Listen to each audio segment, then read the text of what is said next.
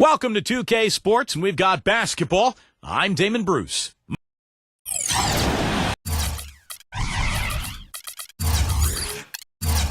starting fives for our game. Here are tonight's starting lineups. One of the guys we'll be watching out for today, Kevin Durant. You know, no matter what you do with Durant defensively, nothing bothers him. You try to be physical with him. You know, that's probably your best bet. But that's easier said than done because he can get around you with that speed and quickness. But really what he's looking to do is create space and shoot over the top. And you've just highlighted a lot of what he has from a skills standpoint. But it's his demeanor, that unflappable nature, that always in attack mode.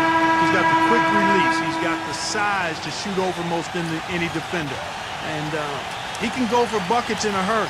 He's streaky, but he's efficient as well as effective for long stretches. He's special. This game is part of the travel schedule for Minnesota. They're still scrapping for position in the playoffs. They're 15 games back from the #1 seed. Well, this is interesting. This is the fourth and final meeting between these two clubs. And, you know, with a 2-1 lead, Clark, do you think they're thinking about that? Is that important? No, I don't think so, Steve. I mean, for some guys it might be, but as a general rule, I think they approach it as another game. I don't think it affects their effort level at all. Every time you step between the lines, you want to outdo whoever's in front of you. Lock at 6. Number 5 sinks the three-pointer. And he's on the board early. The first to strike there. Nice hoop. Last game for the Kings, they picked up the W against the Utah Jazz. Well, Kevin, they constructed a perfect offensive game plan going into that game, and it was quickly apparent how powerless the defense was to stop it. Powerless is a good way to put it, Steve. We're unlikely to see that many uncontested baskets again anytime soon. And Minnesota has possession. Kevin Durant picking up that last basket. Number 5, defended by Durant. Well, that was a quick foul for him there. The refs are certainly calling it close.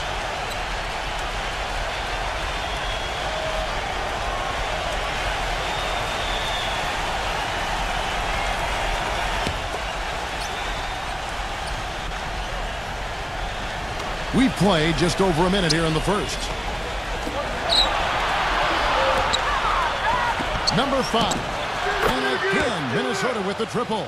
Wow, he's got such a sweet three-point stroke. The way he can shoot it, forcing opposing bigs out on the perimeter, can really open up the lane.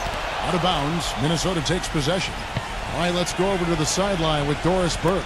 Kevin, thank you. Mike Brown and I got a chance to talk for a bit. One of the most important things he wants his team to do defensively in this game is to maintain pressure on them on the perimeter and not allow them to get into any rhythm or flow in their long-range shooting game. We'll see how disruptive they are, Kevin. Doris, thank you. Obviously, Clark, the three ball is a big concern for any defense. Well, yeah, it is, Kevin, but the upside is you're not getting broken down in the lane and you're not giving them free throws, but you still have to challenge those shots. Durant kicks to Landry. Anderson outside. Puts up a 3. They get it back. Here's Carter. Back to Landry. Carries it from three-point range. I like the offensive awareness to exploit that lack of coverage on that play. Davis sets a screen.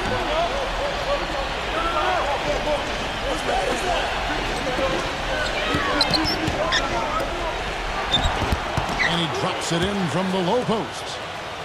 Davis has got his first basket. Got 3 out of 4 from the floor, so a good start for this play. Outside Durant. Again, Sacramento. That's just run-of-the-mill for him. A typical day at the office. He's one of the more skilled offensive players out there. Number 5. The feather touch on the finger roll. Beautiful. He's got 8. They're off and running. Good start here. They've knocked down 4 of their first 5. Passes it to Carter.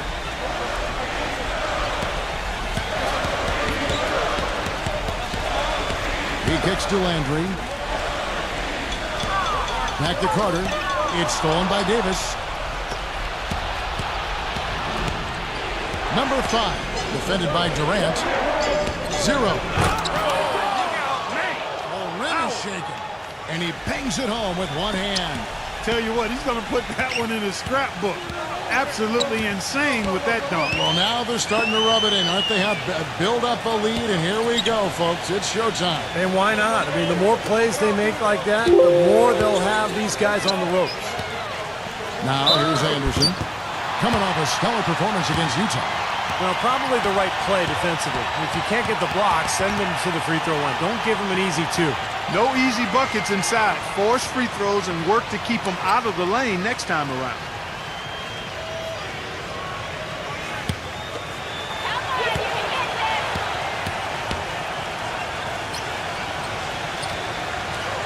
That free throw good from Anderson.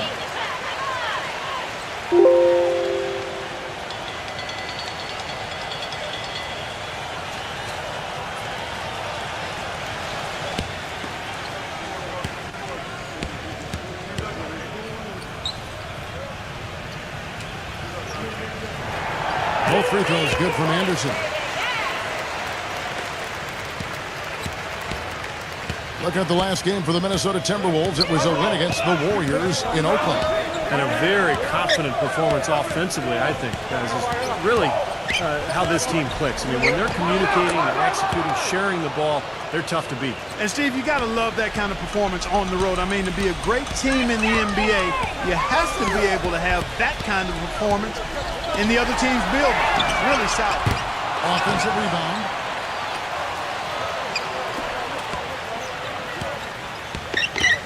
This is to Carter. Some nice ball movement here by the Kings. It's Anderson with the drive. Minnesota with the rebound. They just couldn't come out on top last time they took on the Kings. That one was played in Sacramento. Right towards the end, I was thinking maybe a last couple of minutes surge would make it happen. But in the end, the inability to come up with stops and make any real progress became the issue. And they just gave away a lot of ground before the final buzzer. Now, all the momentum swings in that game have them a little tired by the end. I think they just, as you said, Clark, kind of ran out of gas. So it's Minnesota now after the made shot from Anderson. That'll be Minnesota as it goes out of bounds. Timberwolves retain possession. Over the last month, let's see, Kevin, where the Timberwolves stand in the league ranking. 6th in scoring, 6th in assists. And they're a top 10 shooting team from the foul line. Pretty good company for that team. And the points per game really stand out to me, Clark, when you're talking about all those numbers, because this is a team that's very well coached, and they seem to get good shots every trip down the floor. I think they've got a good plan. They have great spacing. And when you combine that with unselfishness, you're going to see a team that scores pretty consistently.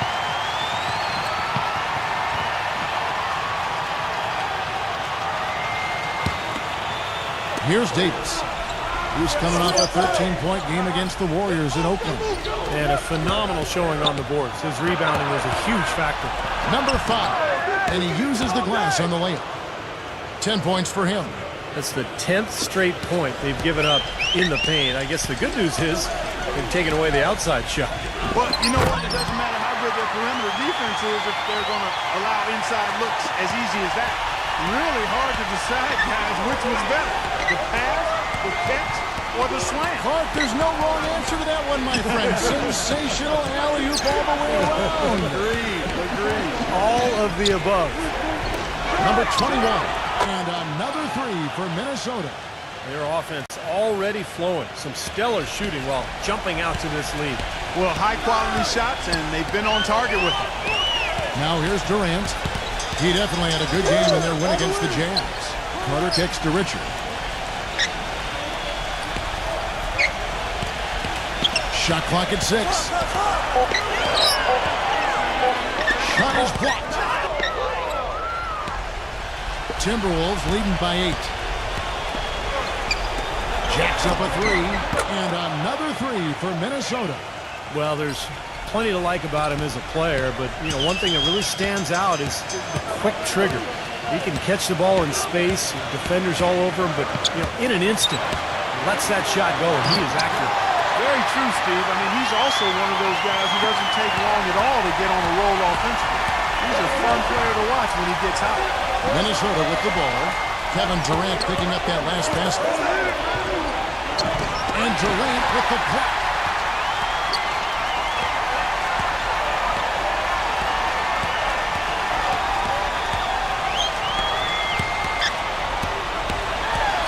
Pass to Carter. Anderson outside. Feeds it to Durant. The Kings need to get out the shot here. Landry no good. Excellent. Really solid job, actually, by the defense to get in his way as he was going up for that one. Number 5. From outside, off the mark. The Kings trail by 9. Clark, they've been looking out of sync offensively. You know what? A basket here would do a lot for their confidence. And here's Anderson from the arc. Shot is off. And it's the Timberwolves taking it the other way. Things have kind of gone south for him here in the quarter. Stolen by Durant. They break it out. 5 on 3. And there's the pass to Anderson. Anderson can't get that one to fall. Timberwolves leading by 9.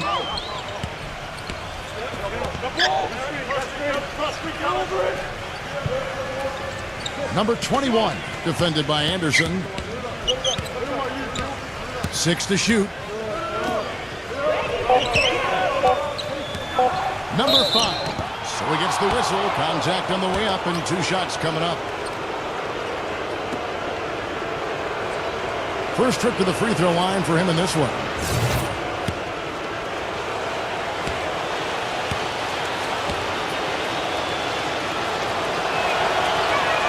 The first one falls. Whole new look on the floor for Minnesota.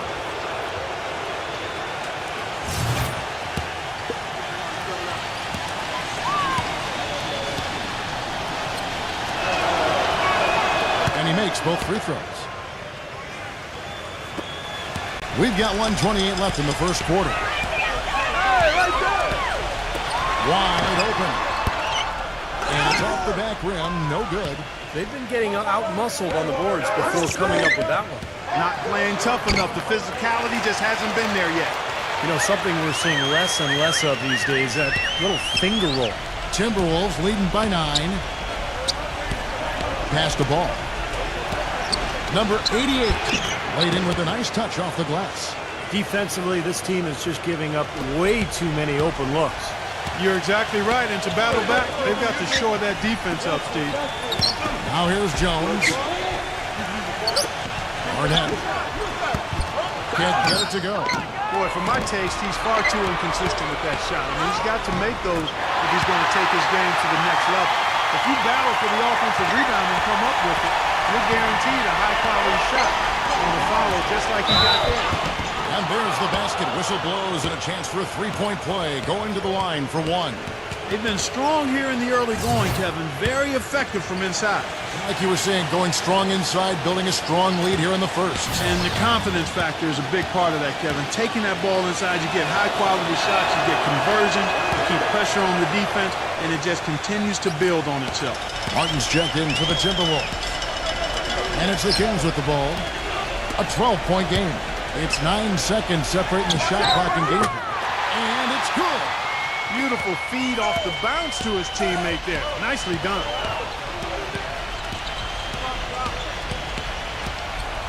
Passes it the ball.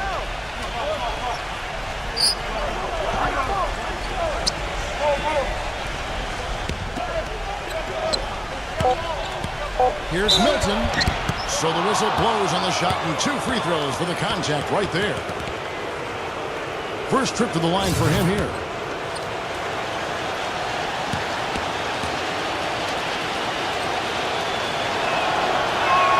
And the first one drops.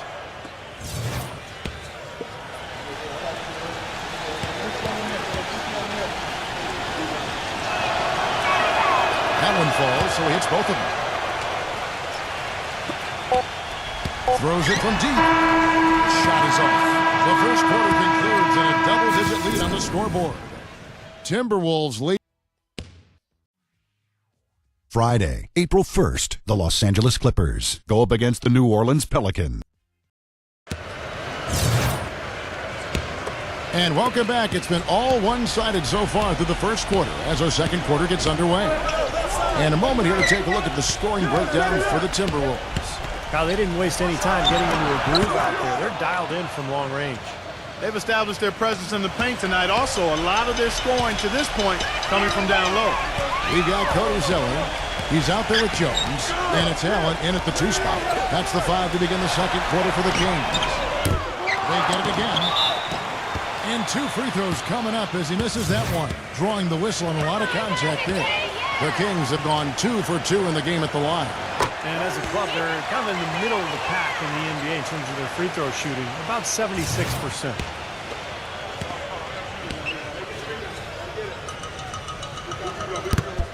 That one is no good.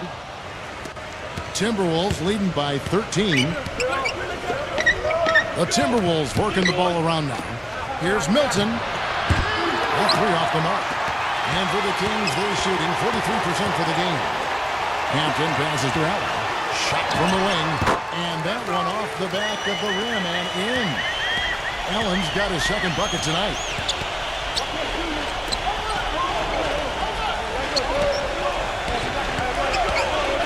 And the pass to Simon. Off target with his 3. Well, I tell you what, that's fantastic defense on one of the best three-point shooters in the league. The key there was not to give him much space before he took that shot. And that's the only way to stop him, Clark. The defender has to be all over him with a hand in his face. Minnesota calls timeout. And as with any timeout at this point of the game, important to go over the strategies that are working and those that are needed in terms of adjustments. And, of course, the opportunity, guys, to get hydrated with Gatorade before coming back out of the floor. We've seen some good action so far, and there's more of it to come. Yeah, this game has been physical, it's been fast, it's been high-paced. So anytime you're in a situation like this where it's really a hard-fought game, it's critical to keep yourself hydrated throughout. The Kings trailed by 8. They set the screen. Here's Dorsey. And there are the Kings with another bucket. Minnesota's gone 1 of 4 from 3-point range in the second. Not a whole lot dropping out there for them. And we're about 2 minutes into the second quarter now. Here's Simon. Good on the jump shot. 5 points in the game. The Kings have gone 3 of 4 from the floor here in the second quarter.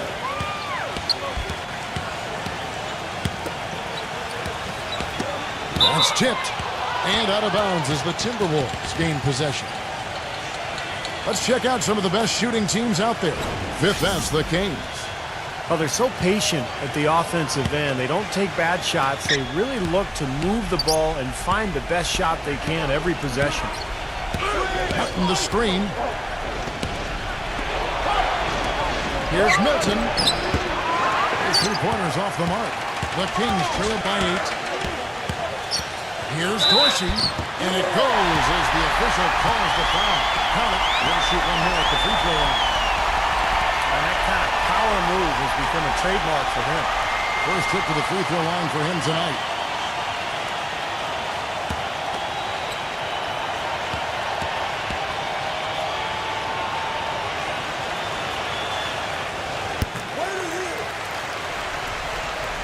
Second quarter of play with almost 3 minutes gone. Outside, Martin. Pass to Simon. Back to Martin. He passes to Simon. Down to 5 on the shot clock. Martin. And he drops in the layup off the glass. Kings have gotten 4 of the first 5 shots to fall in the second quarter. Outstanding shooting. Pass to Hampton. Leads him in there. Number 51. And he takes it in for the layup off a very nice feed. You knew the run would come, and here it is. They're playing well now, trying to get back in this thing. Yeah, pretty good comeback effort here. Rolling along nicely, and they've gotten themselves within striking distance now. And he was fouled on the way up. 2 free throws now for him. Let's see how the Kings have performed over the last few weeks. Second in field goal percentage. Second in three-point field goal percentage. And they also show up as a team in the top 5 in scoring. Boy, this team is balanced and versatile offensively. Now let's talk about the shooting for a second, Clark, because you look at that number. That's impressive. And that's a direct result of of having a game plan every night, being well coached, disciplined, and really working hard and being unselfish in order to get good shots. Both free throws good from Ball. We're seeing today what makes him one of the best free throw shooters among the league's big men. Beautiful stroke. So the Kings call timeout. They're first. Well, he's got to get everybody on the same page. I mean, that's the reason for this timeout. And if that happens, I think they can improve and start playing better. You know, it's a coach's job to always try to be 2 or 3 steps ahead of the opponent and to look for that extra edge if you can. And I think he feels like he might have seen one.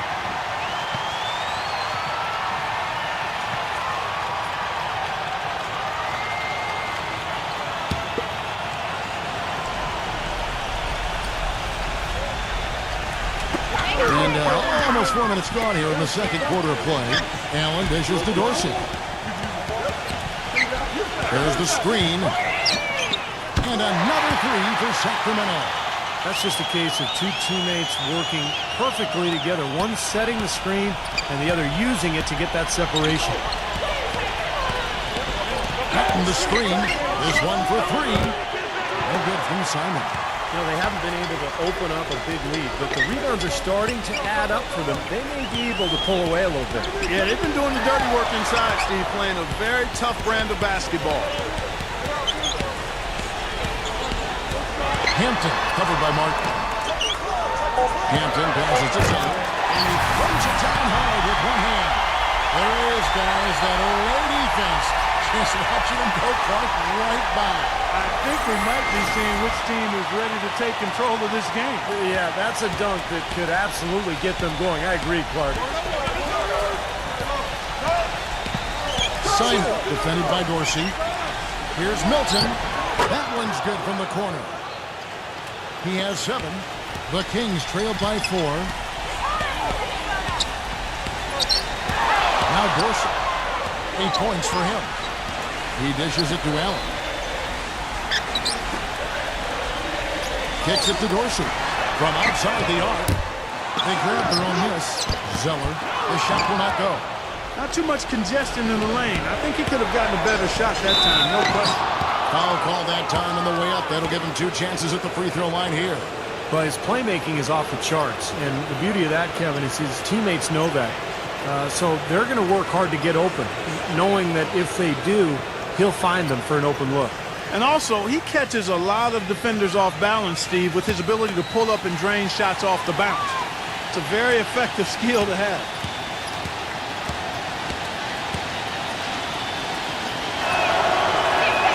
First one falls for him. Still haven't seen them miss a shot from the line in this quarter, so they're doing a nice job of protecting the lead. Well, they're cashing in from the line. I mean, they're making them pay for fouling them right now.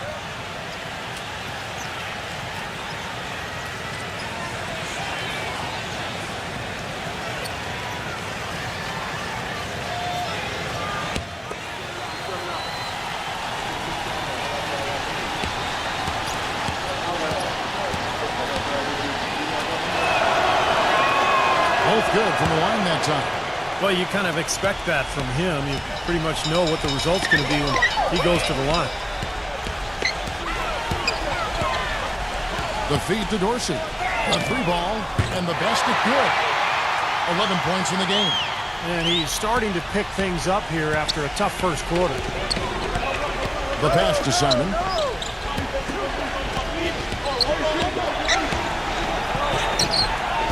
It's rebounded by Dorsey. The Kings trail by 3. He feeds it to Durant. And another 3 for Sacramento. Boy, he found a perfect spot behind the arc there. Big gap in the defense.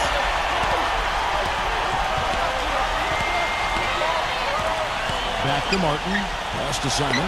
The Timberwolves working the ball around them. Here's Milton.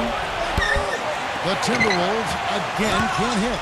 Not sure why he's insisting on shooting from out there. It's just not working for him right now. The dish now to Dorsey. Drops in the tray. 14 points for him. Third 3 in a row right there. Adjustment time for the defense, guys. They really want to find that igniter here. Yeah, that's right. Kevin, the offense has basically been running in place. They got to get going. Minnesota calls timeout.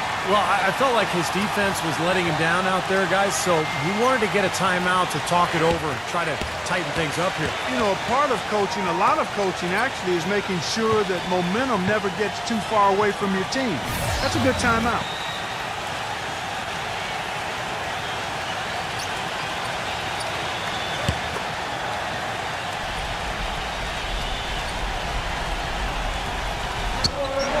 Out of bounds, Sacramento takes possession. An opportunity here to bring up a list of players that have been carrying their teams offensively for the last 10 games. The highest scoring small forwards in the league. Kevin Durant third. You know, a lot of the NBA's most explosive players man that small forward position, and you're looking at a pretty good collection of them right there. Steve, I'd say more than pretty good. Those are the guys that give opposing defenses nightmares on a regular basis. Anderson gets the screen from Allen. Hampton passes to Carter. The 9-foot shot. No good. Great D that time from Martin. Timberwolves trailed by 3. Milton defended by Hampton. Here's Doncic. The Timberwolves again can't hit. Sacramento's gotten a positive outcome on 7 of their 14 three-pointers in this game. Not bad at all. That's good. Things are starting to warm up from the field for them this quarter as they add to their lead. Yeah, it seems like everybody, Steve, has the hot hand right now.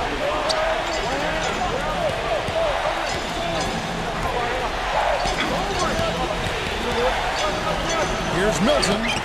Nailed from three-point land. 10 points for him. And he's shaking off a poor first quarter shooting effort. He's really starting to turn it on now, guys. Carter sets the pick for Durant. And Durant gets double-teamed. Back to Anderson. From the arc. That's good. And a nice assist from Durant. Anderson's got 7 points in the game. These defenders are putting up very little resistance to the three-point shot. And it's killing them. That's 4 of the last 5 baskets they've allowed have been three-pointed. 6 on the shot clock. Carter comes in with the double team. The offensive rebound, number 88. Durant with some nice D. Hey, the defense was right there, just waiting, doing a nice job of anticipating that play. Steve, every team needs tough interior defense to be successful. Boy, they keep hammering away at them inside, forcing that ball into the paint. Smash mouth basketball. Yeah, it's a strategy that has served them well in this opening half play. Kings leading now by 7. Allen left side. Carter the pass to Hampton, and that one's good. He has 6. Boy, such outstanding patience and decision-making for them offensively. Yeah, absolutely. Their ball movement has been outstanding. They are piling up the assists. To end the run. Good. Well, his scoring this quarter has been off the charts, and the complexion of the game as a result may change. It's Durant on the wing. Passes it to Hampton. Anderson outside. Trying to answer back, but that 3 is off the mark.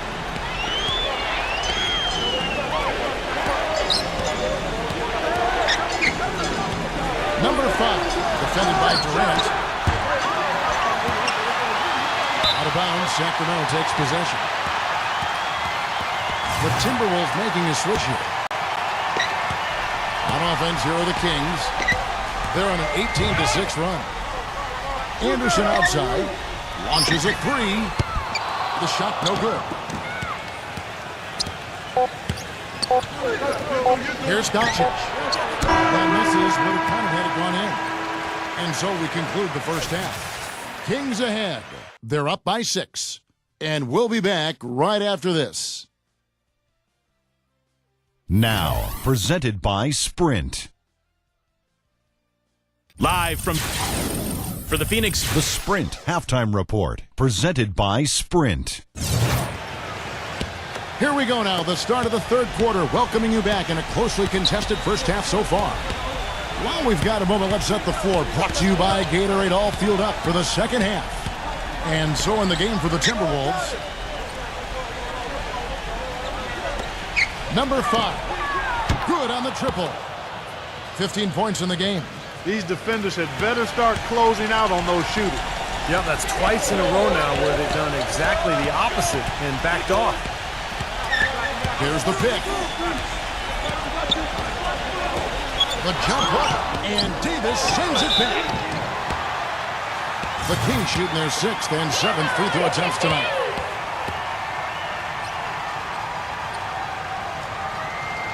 First free throw is good.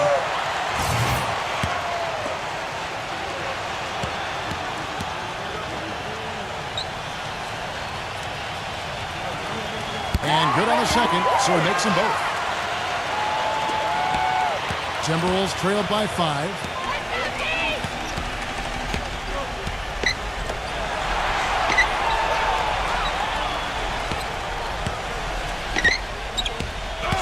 Fires the 3. And again, Minnesota with the triple. And that's why teams emphasize the use of screens and picks, just to get you some open looks like that one. Anderson kicks to Durant. With the shot, it's good from the top of the key. Durant's got 11 points. Durant is feeling it out there. And the Timberwolves call time.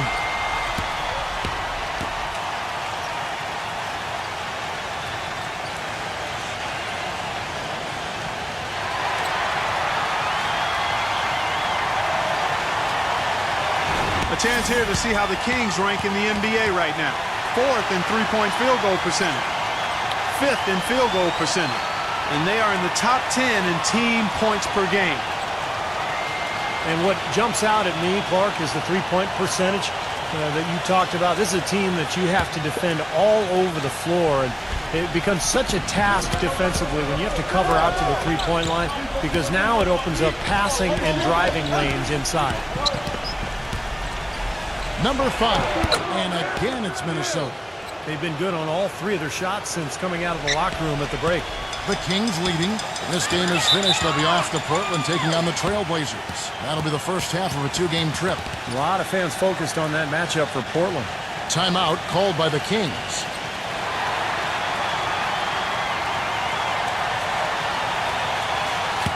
Let's check out the standings in the Western Conference and see how the playoff race is shaping up. You look at the Timberwolves, advantage in 1 series. And, of course, the Kings, they're in 5th place. You know, for the Kings, they've just been having an outstanding season. I mean, no other way to describe it. They're making strides in the stands and playing excellent basketball. And they've got to like their position as they approach the postseason, playing their best basketball of the year right now. Timberwolves trailed by 4. 2 minutes into the second half of play now. Here's the triple. And again, Minnesota with the triple. That's 4 straight from the field, guys. Off to a quick start this 3rd quarter. Anderson with the ball. He's got 7. It's Durant on the wing. Baseline try. And there are the Kings with another bucket. And their offense is flowing. It's clicking right now at the beginning of the second half. They've made 3 of their first 4 attempts. Number 5, defended by Anderson. And he gets contact and the whistle on the shot. 2 shots coming up. The Timberwolves have been exceptional shooting free throws tonight, going 9 for 9.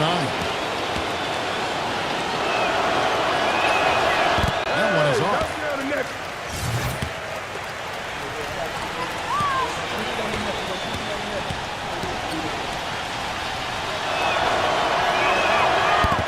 Second free throw, good. A little over 2.5 minutes off the clock in this final half of play. It's Durant on the wing.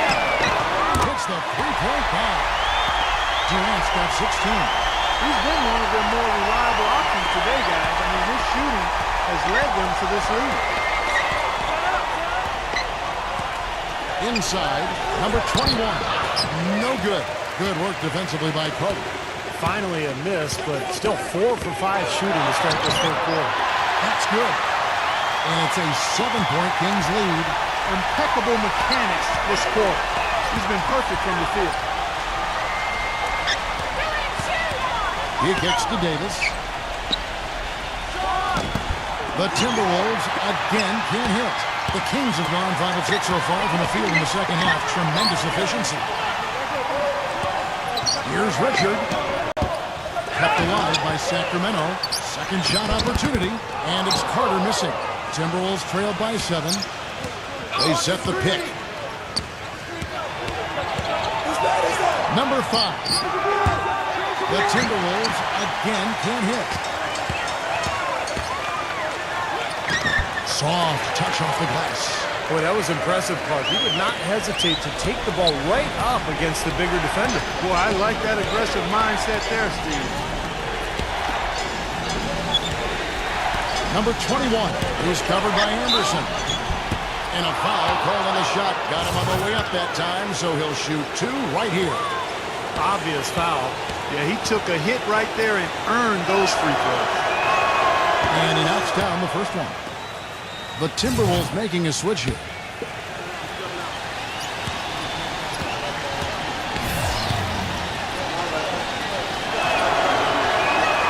And so he hits both.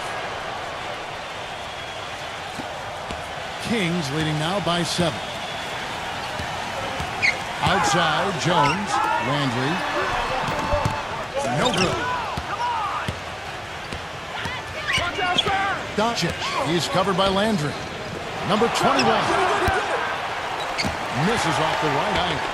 Nice little lead they're enjoying here, and they deserve it with all the work they put in on the glass. Yeah, big margin for them in the rebounding department. They've completely dominated the boards here. Outside Durant. Goes up with a strike, and he connects with the jumper. Durant's got 11 points in the quarter. He's finding all kinds of ways to get it done. What a quarter he's had. Timberwolves passing it around. Drills the three-pointer. Man, he has been their unquestioned leader offensively this quarter. The Kings have gone 7 of 11, a lucky field goal percentage here in the third. Dishes to Landry. Unloads. Arnett. And terrific work on the offensive glass, and he picks up 2. He has 5. Nice touch near the hoop. Timberwolves trailed by 8.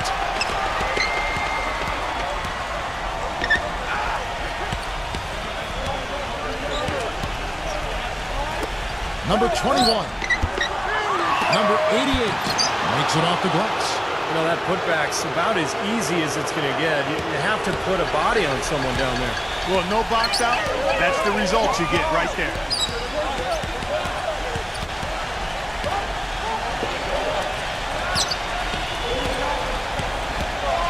Arnett. A rebound by the Timberwolves.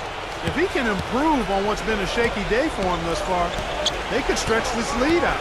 Following this game, they hit the road to challenge the Suns at U.S. Airways Center in Phoenix. And that'll be the last game of their very short 3-game road tour. They are killing them with that three-point shot here in the second half. Well, the defense fully stretched out trying to stop that shot and still not able to get it done. Durant dishes to Jones.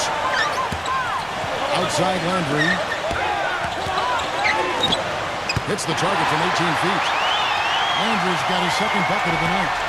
He's got one of those shooting strokes that never changes, guys. I mean, even if a defender's all over him, just never seems to flinch. A great quality to have as a shooter.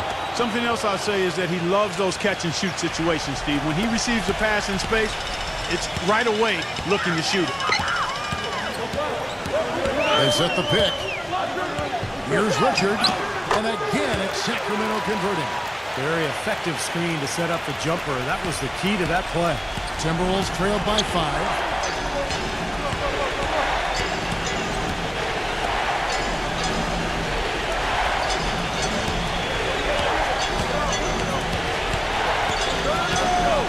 Six to shoot. Smooth as silk on the finger roll. He's got 12. Boy, has he picked it up in the second half. He's on fire.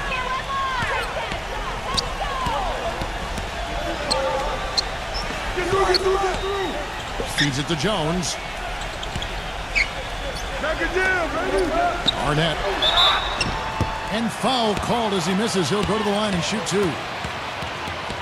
Now that we have a moment, let's take a peek at the teams that are leading the league in blocks. The Timberwolves, number 1. You know, sometimes a team, Kevin, will have one guy who does a nice job blocking shots. Other times, a guy finds ways to get other players involved in shot blocking. Well, this team does it as a group. That's why they're the league's best in block shots. And the Timberwolves making a change here. He's perfect from the line this time. And if they continue to shoot well from the free throw line like they are, their lead is going to be pretty steady here. That's not an overstatement. They've literally not missed a single foul shot this half. There's the pass to Simon. For 3. Sacramento grabs the miss. Jones has got 3 rebounds so far in the game. Boy, have they been hitting the glass hard or what? Kind of surprising in such a tight game. Yeah, you're right. Very rarely will you out-rebound an opponent like that and not have it pay off. 1:15 left in the third. Arnett. No good with the triple. Boy, but he was close, Kevin, to making the defense pay for lackadaisical coverage there. Yeah, he had a really good look. I mean, he'll knock that down more often than not.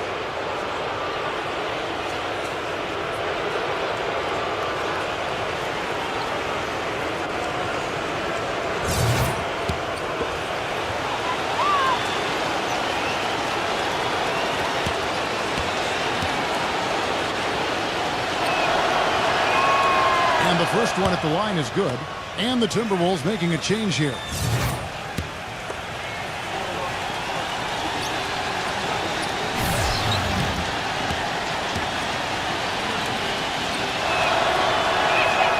Good on both. Kings leading now by 3. Anderson kicks to Jones. Back to Anderson. Shoots the 3. Shot is off. And for the Timberwolves, their shooting has been terrific. 54% on the game. Number 5. Money from the wing. 25 points in the game. Sacramento's gone 1 of 3 from downtown since halftime. It's Anderson with the drive. Jones, the pass to Anderson. Here's Carter. Rebounded by the Timberwolves. Davis has got rebound number 5 here tonight. Shot and game clock separated by 5.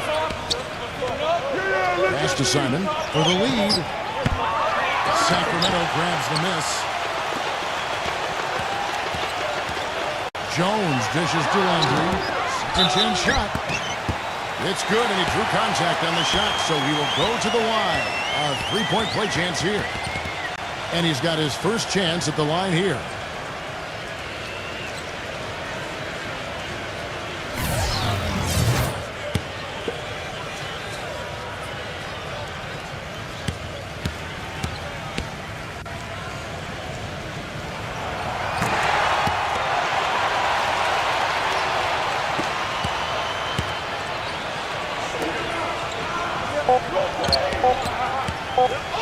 Here's Doncic. Got it off in time, but it's no good. And as we end the third quarter, a great game. This Saturday, April 1st. We welcome you back to what has been a good one here as we get into the fourth quarter. And guys, let's get your take on the scoring breakdown for the Kings. And they continue to run and gun throughout the game, guys. They worked hard tonight at passing the boards as well. They've had a bunch of second chance points. They've got Anderson. He's out there with Zeller. And it's Carter in at the 5 spot. That's the 5 out there for the Kings. Pass to Davis. Simon. He's covered by Landry. Covered by Anderson. Shot clock at 6. Here's Ball. No good on the 3. Kings leading now by 6. Anderson gets the screen from Zeller. Carter with the 3. It's rebounded by Simon. He got the shot he wanted off that pick, just couldn't get it to fall. But, Steve, they'll take that play all day long, 10 times out of 10. That was good action. Passes the ball. Lets it go with the 3. And that one's good. Unstoppable offense from both teams. I love the pace this game has been played at. So does everybody else in the building. This has been a fun one. Now a timeout called by Sacramento. Let's catch up with Doris from the sideline. Yes, Kevin, Mike Brown was just going over the plan with his team. He told them the game is right there for the taking, fellas, but we've got to be first. First to loose balls, first to the rim. We have to give our all right here. Kevin, now's the time. Thanks a lot, Doris. Anderson right side. The three. Here's Zeller. And so he draws the foul on the shot. A trip to the line to shoot two. Chance to check out the Sacramento Kings' upcoming schedule. They get to take on the Blazers of Portland after this one. And that'll be the first of a two-game road trip for them. A lot of fans focused on that matchup for San Antonio. And that one falls for Zeller. And the Timberwolves making a change here.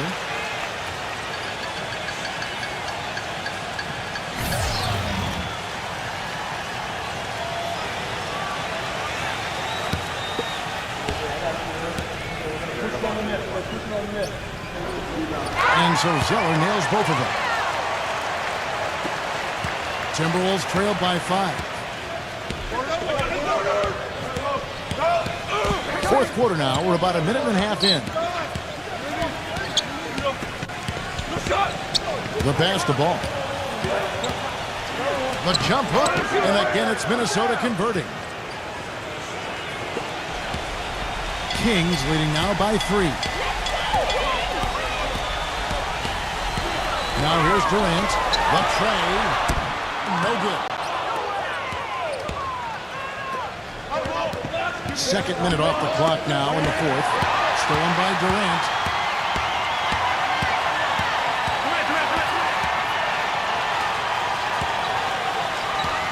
He dishes it to Anderson. Kicks it to Landry. Clock at 6. It's Anderson with the drive. Can't cash in from close range. Well, it's just been one of those kind of games for him. Here's Doncic. And again, Minnesota with the triple. And his confidence has come back since halftime after really a rough first 2 quarters. Here is Durant. Lets it go from deep. Gets it to go.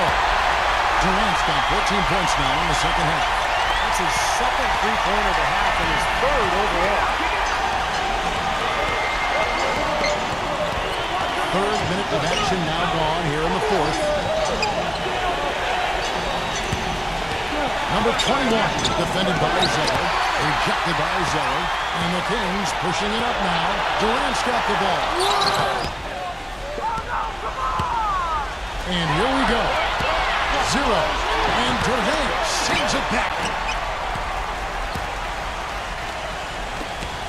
Look at the clock. A little under 3.5 minutes gone here in the fourth. A three from Anderson. Kept alive. And the dunk by Zeller.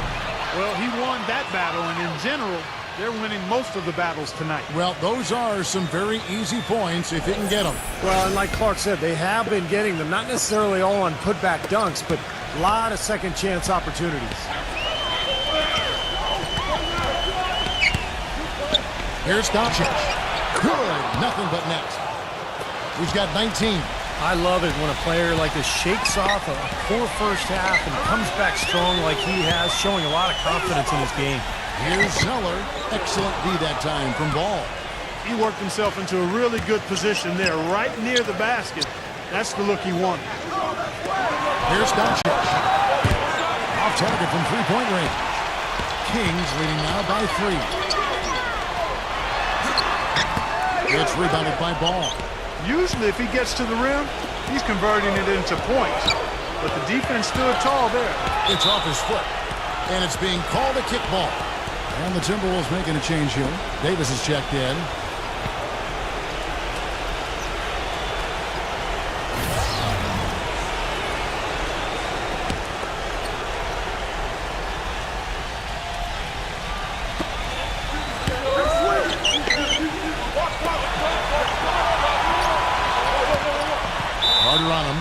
fourth foul, and I'm sure he picked it up a little earlier than he would have liked.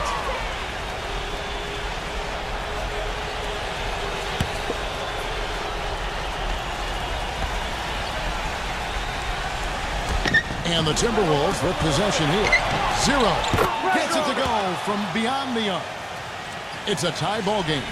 A little bit of a defensive breakdown there. He's not the guy you want to leave open on the perimeter. You've got to stay attached to him. The feed now to Durant. The kick out to Anderson.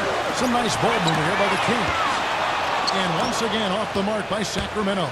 Well, he did have a three-pointer in the first half, but so far here in the second, he's come up empty. Now, this is why the breakaway rim was invented, for plays just like that. Well, he almost brought the whole thing down, Clark, by hanging on that long. Yeah, he did. It was a great dunk and also a great game we've got here. Durant kicks to Carter. And he says right back at you with a big dunk of his own.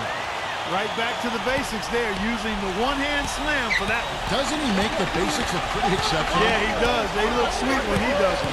Well, he should stay with those basics in a tight ball game because we've got one here tonight. But he gets it back. He feeds it to Davis. Another shot, and the officials whistle a foul on the shot. The bucket's good. He'll go to the line. And guys, what do you think about the offensive approach so far that we've seen for the Timberwolves? Guys, the passing we've seen from them has been tremendous. Very unselfish. And how about the touch they've displayed from long range, guys? I mean, as a team, they are really shooting the ball well and executing from the perimeter.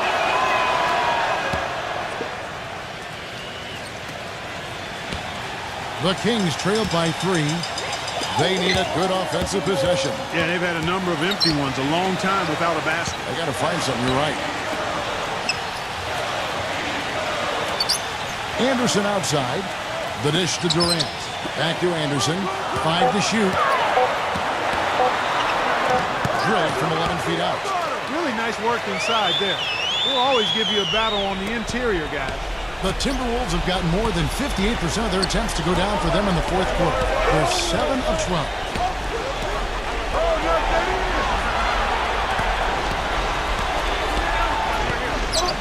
Doncic, defended by Carter.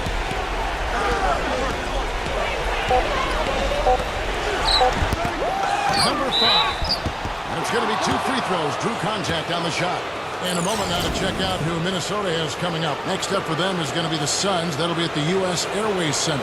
That'll be the 3rd game of this 3-game road trip.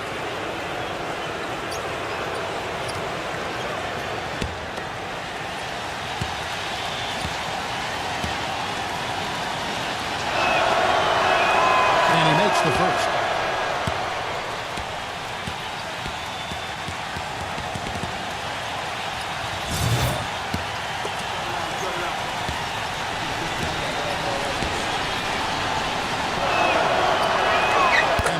In 2 from the line that time. The Kings trailed by 3. Carter sets the pick for Durant. Shot off the pick. And right on target. Good. Durant's got 25 points. You know, the defense didn't exactly try to fight around that screen, and that's why it turned into the easy basket. There's the pick. Here's Doncic. Carter with the block. Durant kicks to Richard. Outside Landry. Dishes it to Durant. The finger roll finish at the bucket. He's got 27. I'll tell you what, the defenders didn't even get a sniff of him on that move to the hoop. He kicks it to Davis. Number 5, defended by Carter. Just 5 on the clock. Andrew grabs the miss. Sacramento's gotten some tough luck from three-point range. In the fourth quarter, they've hit just 1 of 6 from deep. They get it back. And that one goes in as he is fouled. It will be 3 points if he converts at the line. Exceptional play to take the bump and still get it up and down. Yeah, way to stay with it and look to finish the play right there.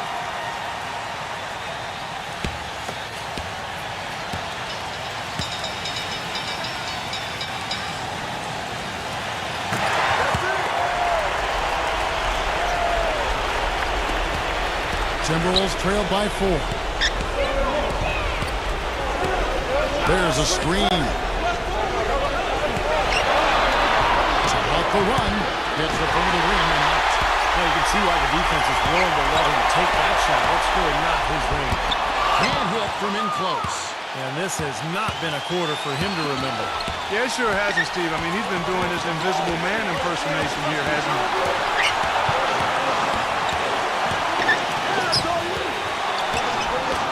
Inlow to Davis. Floats one. Carter pulls it in. Carter's got 9 rebounds in the game. Heading it down. Feeds to Durant. He passes it to Anderson. That's good. And a nice assist from Durant. They got on this roll a while ago, and they just haven't looked back. Minnesota calls timeout. They're trailing by 6. There's 1:17 left in the fourth quarter.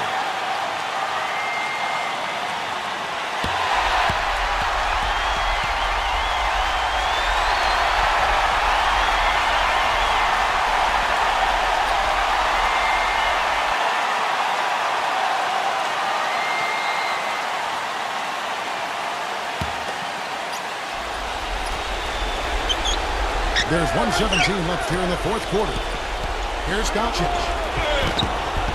The feather touch on the finger roll. Beautiful. 11 points in the game. They're not as aggressive from the outside here, but maybe they should think about stretching the defense a little bit, like they did in the first half. I mean, stretching the defense makes it easier to score inside, too. Timeout called by the Kings. They're ahead by 4. 1:10 left in the fourth quarter of this one.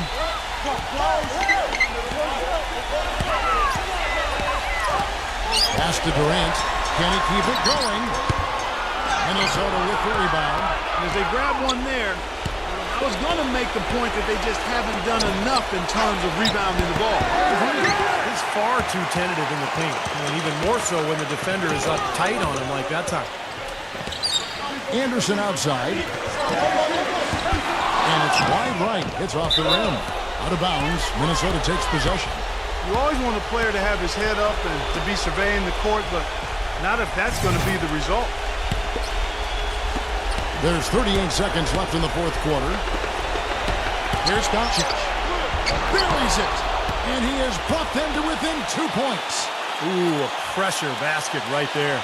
Now that's coming through in the clutch.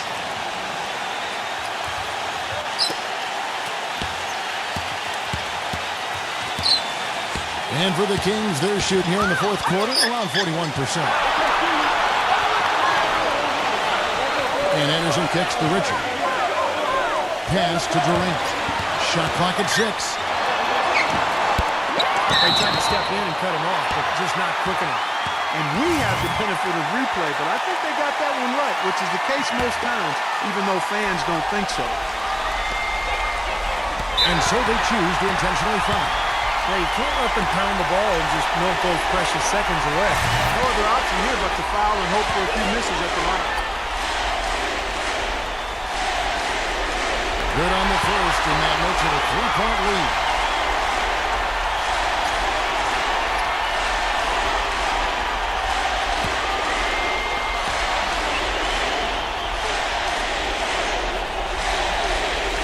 So it gets them both, and it's a 4-point ball game. And that's exactly how you close a game out. Those free throws will bury them for sure. Minnesota calls timeout. They're behind by 4. 9 seconds left in the game. Guys, what do you think?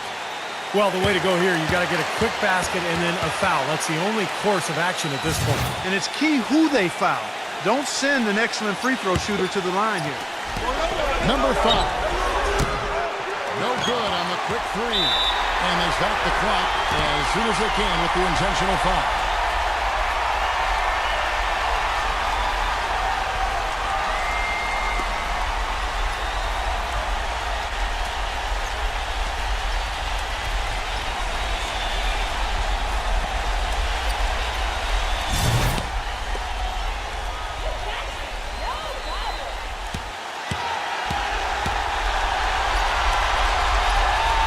And that hurts as he doesn't get the first one to fall. Trying to focus now on the second.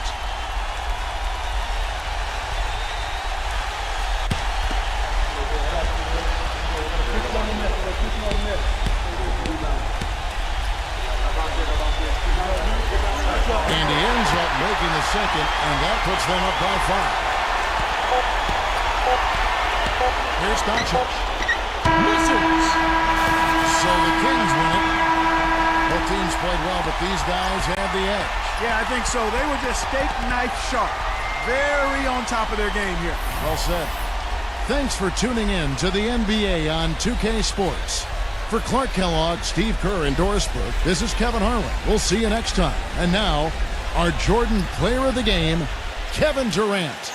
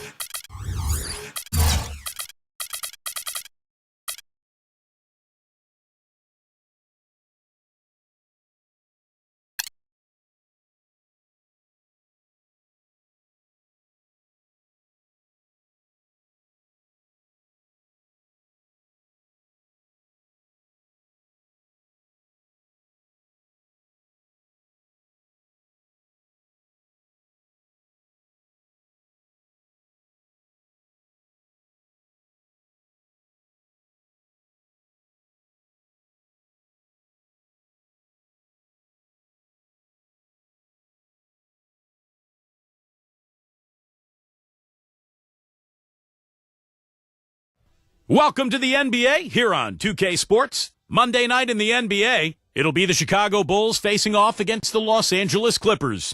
And without any further ado, let's head to Kevin Harlan.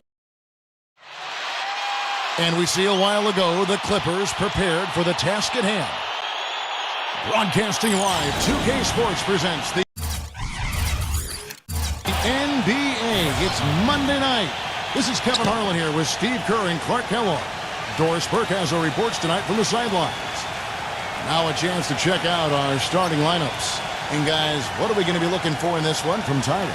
He's gutsy. That's what I really respect about him. It seems like the more pressure there is, the more he enjoys the moment. So he is the guy you want taking the big shot at the end of a game. And another thing about his game that's really noticeable is how well he handles defensive pressure when he's getting the shot off. He's a very composed shooter. It's Western Conference against the Eastern Conference here in Los Angeles, where the Clippers will try to protect home court. Victory eluded them last time in Chicago when they faced the Bulls. You know, on an ordinary night, I think they would have come out on top in that game. That's how well they played, but they just happened to run into a club that was playing at the top of its game. And Steve, I think they get the win if that game had been at home instead of on the road. Gets it to go. And that's a nice way for his team to get started. Yeah, really nice start for his team to get out in front here. Here's the screen. Here's Payne. He's guarded by LaRusso. No good from Payne. The Los Angeles Clippers, they come into this one following a loss to the Pelicans. And, you know, Kevin, despite the outcome, I think they got to be feeling pretty good coming into this game. There are a lot of positives they can take away from that performance. Yeah, you can't dwell on the final score in that case. You have to think about the things you did well and build on those. And Chicago has possession after the miss from Tyler. Pass to Payne.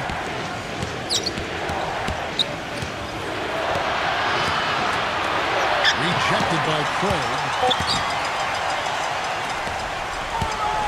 Here's Caruso, defended by Payne. No good from Craig. That's not his shot there, guys. And whether you play D on him or not, he's usually going to miss that one. There's the pass to Payne. Fires for three. Good. You might not think of him as a laser three-point shooter, but that shot was there for him, and he had to take it. All right, let's go over to the sideline with Doris Burke. Well, I spoke with the head coach of the Bulls. They managed to get a win in their last contest against this squad, but he's far from complacent, fellas. He said, we know we're facing a dynamite offense. We were fortunate to get a win last time around, but we need to approach this game with the same discipline and attention to detail. This is a game where everyone has to devour that scouting report and try to minimize our mistakes. Kevin? And Doris, thank you as always. And of course, facing an offense like this, you really have to be aware at all times of the weapons they throw at you. No question. You know, and it's one thing to plan for them. It's another thing when you actually see them. This is an explosive club, so they've got to be ready defensively. Yeah, it takes some defensive creativity in my mind. He's shown himself to be a coach who's always got a few wrinkles in his pocket. Oh, he's going to keep banging those home if you give him that much space. Bulls have gone 2 for 4 from the field so far today.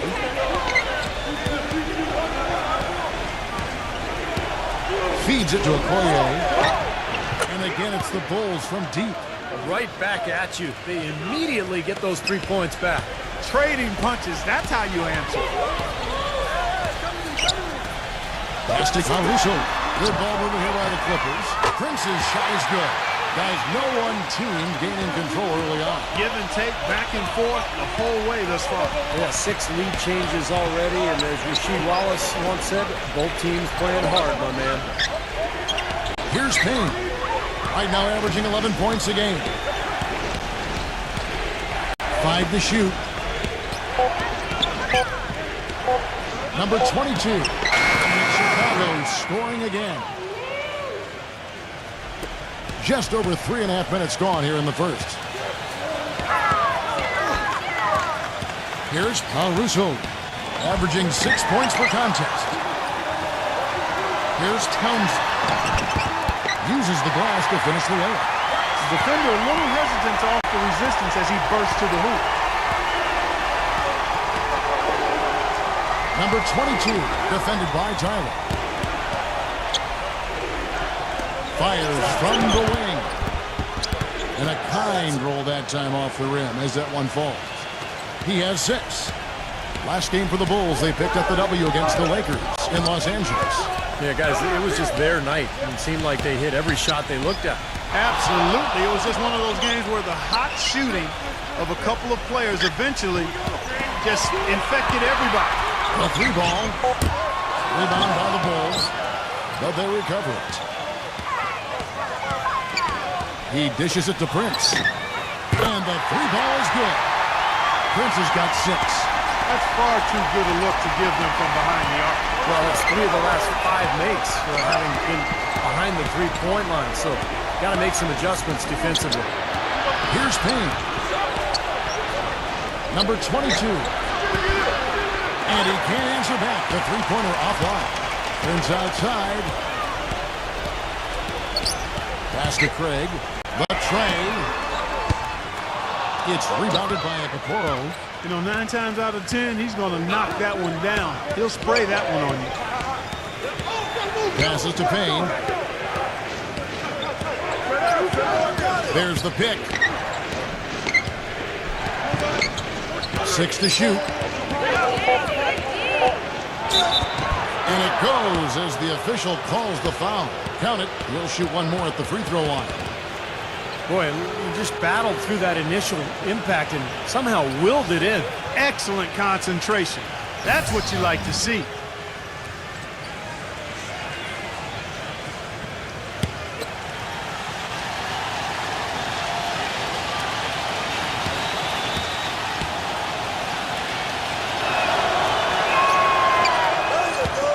And the Clippers decide to take their first time out here. You know, he wants to tinker a little bit, and he's taking the time to do so right here. Yeah, I think you're right. He just didn't like some of the things he saw out there, a bit uncomfortable, and wanted to talk it over. Here's a look at the 2K leaderboard with the teams that have been money from the foul line since the All-Star break. Fourth, the Bulls. Now, that break sure did them a lot of good because they have been locked in from the free throw line ever since.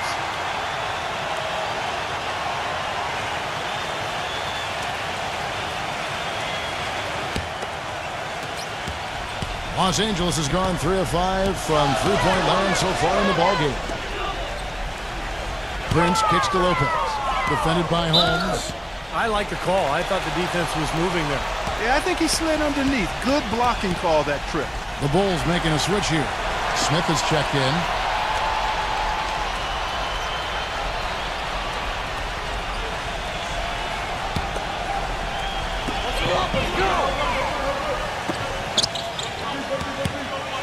Back to Lopez. Shot clock at 6.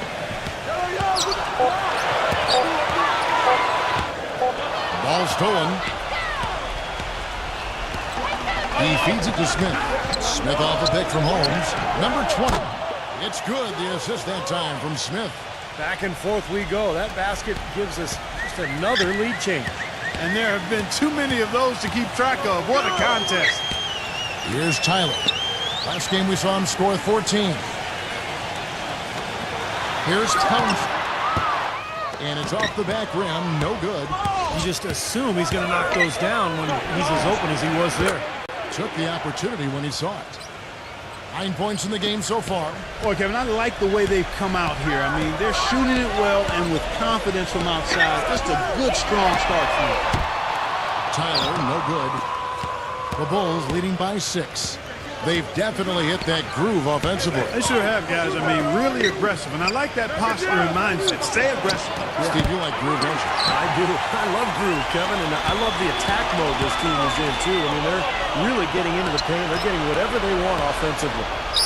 Now Lopez after the missed 3 from Smith. And so he earns a trip to the line. Official saw the contact, and he'll shoot 2.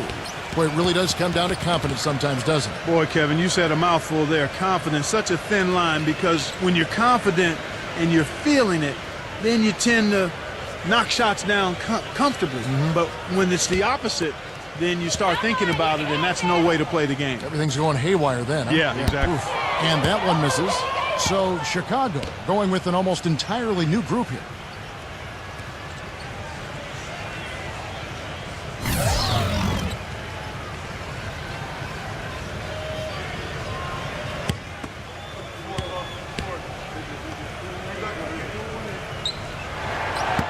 Good on the second free throw. Here's Smith. No scoring yet from him, but that's likely to change. And the pass to Moody. Number 20. That 3 off the mark. Boy, in the film session, they'll say that was a well-challenged shot. The feed to Rubio. The dish to Lopez. Some nice ball movement by the Clippers. That's good. Rubio's got his first points of the night. Both teams on fire right from the opening tip. Pedal to the throttle, Steve, just like we like it. Smith, the pass to Moody.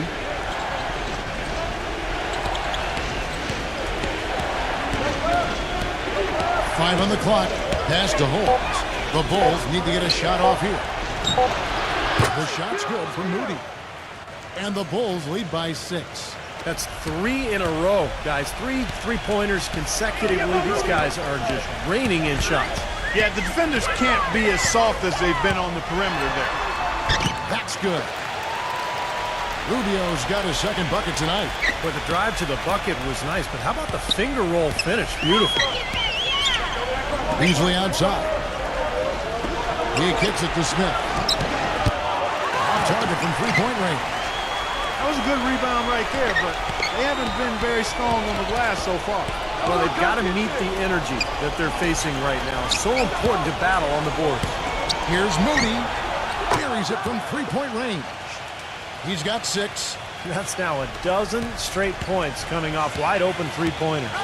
You know what it looks like to me out there, guys? I mean, it looks like All-Star Weekend out there. We know how much defense is played there. It's actually defense during the All-Star Weekend. No defense. Shot. Boy, I tell you what, he loves getting looks like that from the three-point line. No one near him. That's a warm-up jumper for him. Smith off a bit from Moody. Smith against Rubio. Here's Beasley.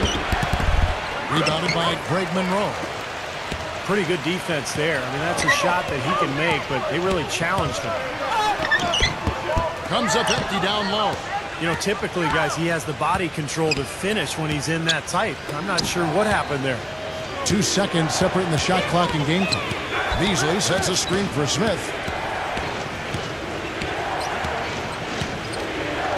He passes it to Moody.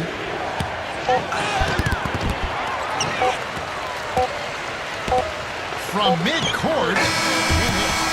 Offense, the order of the day as the first quarter comes to a close. Bulls out front, leading by 4. We'll be back shortly live from Staples Center in downtown Los Angeles.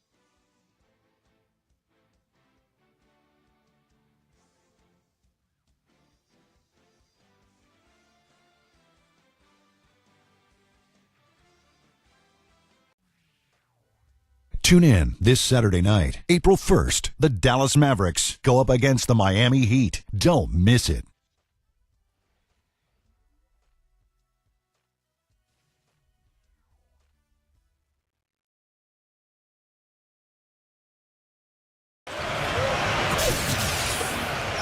Now the second quarter getting ready to start up. And let's take a moment, guys, to get your take on the scoring so far for the Bulls. Well, I'll tell you what, they must have had a good shoot-around because they've been fantastic from long range so far, fellas.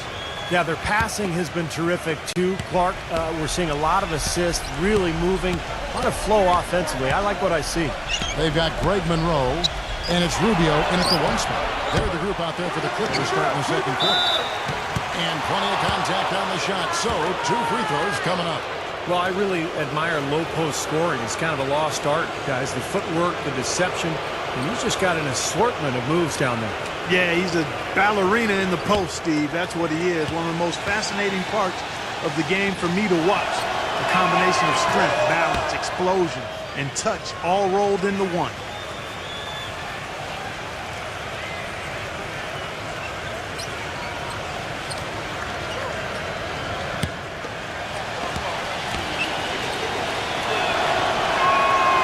Falls, so he hits both of them. Clippers trail by 6.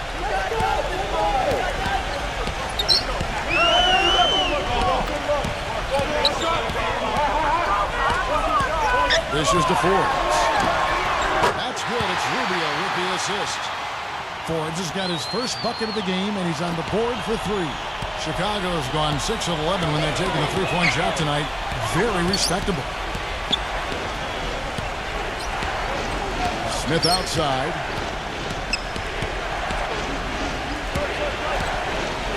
Clock at 6.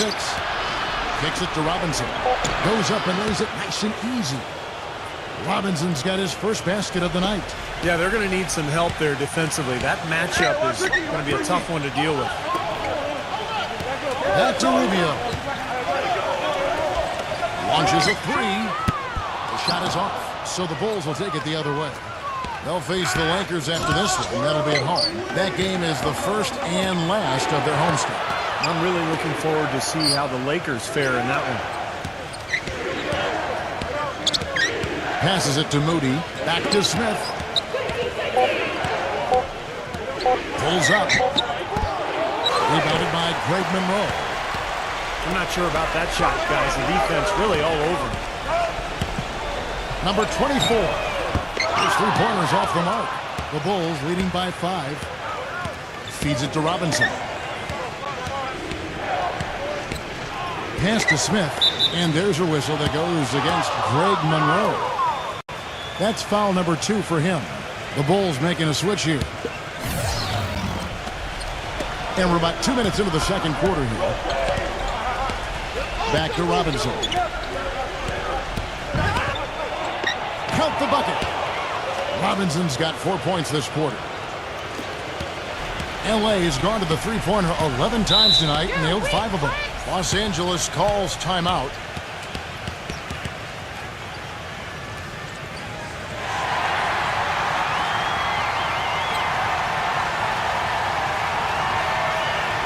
Well, the numbers since the All-Star break, here's how Chicago ranks league-wide. 3rd in shooting percentage, 4th in blocks. And they also show up in the top 5 in free throw shooting. That's elite-level marksmanship at the stripe.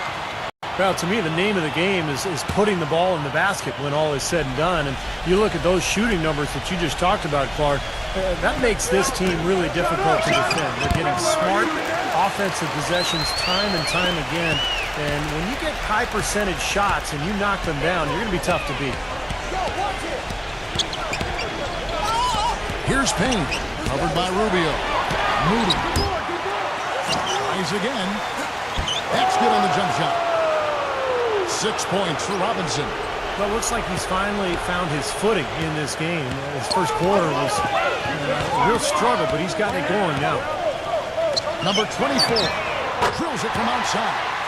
You know, there's no better sign of how efficiently a team is operating than their assist numbers. And theirs are fantastic. It's just beautiful basketball to watch, Clark. They set the pick. He dishes it to Smith. For 3. That's good.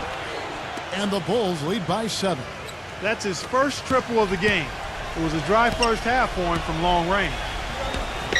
He feeds it to Forbes. The 3. And it's Chicago with the rebound. Boy, I'm shocked he didn't make that one. He usually knocks that one down with ease. Smith the pass to Moody. And count it. 2 points with a chance for one more at the free throw line. And you can feel the pattern of this game, guys. They're working it inside, dominating in the paint, getting good shots at will. Well, 4 of their last 5 baskets, guys, have been of exactly that variety. And that one misses. Clippers trail by 9. Here's Forbes. Payne grabs the board. Chicago's gone 1 of 3 from way outside since the start of the second quarter. Robinson with it. Guarded now by Prince. The shot's good for Moody. He's picking up right where he left off in the first quarter. Clippers have gone 3 of 7 shooting the ball here in the second quarter. Here's Townsend. And the officials whistle a foul on this shot. The bucket's good. He'll go to the line. And this is his first trip to the line tonight. Well, it's good to see him with his free throw percentage up over 80% now. Guys, I like that this is a part of his game that has really been consistent this year. The Bulls leading by 9. Here's Payne. 6 points for him. And it's Smith missing. I'll tell you what, you can shake your confidence missing wide open shots like that. Rubio the pass to Craig. There's the feed to Forbes. And he's good on the 3-ball. Forbes has got 8 points here in this quarter. Chicago's gone 2 for 5 from three-point land since the end of the first. And the first timeout of the game called for Chicago. Well, I felt like his defense was letting him down out there, guys, so he wanted to get a timeout to talk it over and try to tighten things up here. You know, a part of coaching, a lot of coaching actually, is making sure that momentum never gets too far away from your team. That's a good timeout.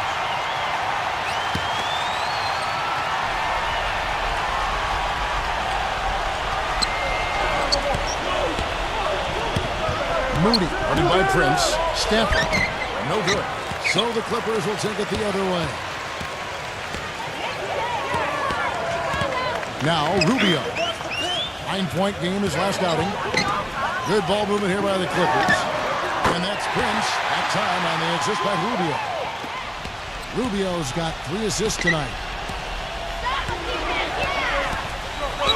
Here's Payne, covered by Rubio. The pass to Payne. The dish to Smith. 6 on the shot clock. Here's Robinson, and there's the bucket. Stay with it on the offensive glass, getting it done. Robinson's got 8 here in the quarter. Rubio dishes to Prince. Pass to Forbes. From deep. Payne grabs the board. The Bulls leading by 5. He kicks it to Smith. He passes it to Payne. Back to Smith. So the whistle blows on the shot and 2 free throws for the contact right there. Here's a look at which players have been the most adept at finding and hitting high percentage shots since the All-Star break. This is his first free throw of the game.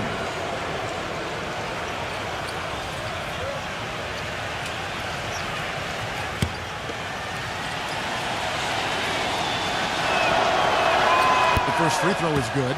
You know, they've changed their game here in the second, getting a little bit more physical, playing with some toughness now. And, you know, this lead is going to grow if they can continue to get to the free throw line. And he can't hit the second.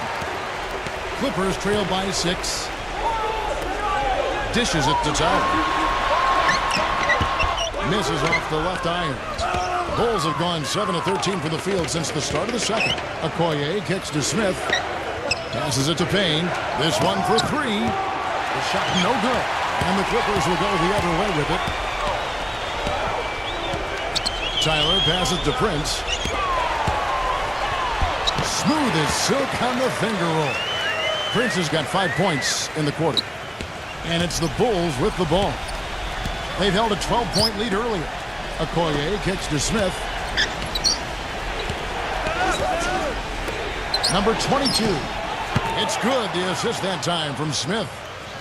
Smith's got 4 assists in the game. You know, offensively, he's just one of those guys that needs a touch of space to get his shot up. That's all. And if he runs his man off a screen or somehow finds an opening, that's it. He's going to let that thing go.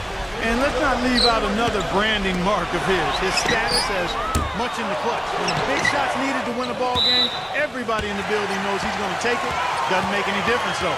He still finds a way to knock it down. The Bulls making a switch here.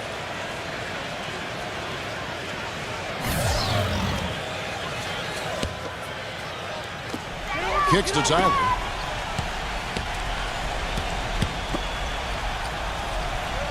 Pass to Caruso. It's Prince on the wing for the 3. And it's Chicago with the rebound. Here's Payne. He has 6. And another foul would give him 3 before the half, something to keep our eyes on. And the defense didn't have position. They whistle a blocking foul, and he'll go to the line. He's gone 1 of 1 in the game so far from the line. Well, at 89%, he has established himself as one of the league's best from the stripe. And, you know, with those numbers, he makes a defender hesitant to get too tight on him. I mean, he doesn't want to get whistled for the foul and put this guy on the line. That's good from Payne.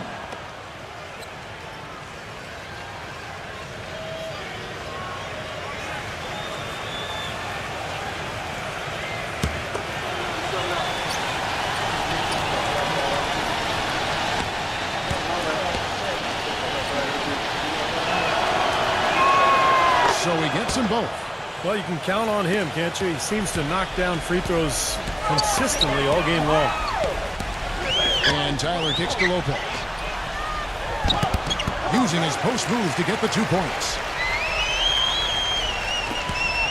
The Bulls leading by 7. They set the screen. Here's Payne. And it's going to be 2 free throws. Drew contact on the shot. And now a chance, Kevin, to see how the last month has fared for the Clippers. 10th in steals, 12th in blocks. As far as shooting the 3 goes, not too well. The bottom third of the league. Certainly not a strong suit for this team. What they try to do, Clark, is pressure the ball. I mean, you talked about the steals per game, and that's the key number of all those stats. They pressure the ball. They really create havoc for the offense. And when they take you out of the flow of your offense, it really makes the ball stop, and the game becomes very difficult for the offensive team.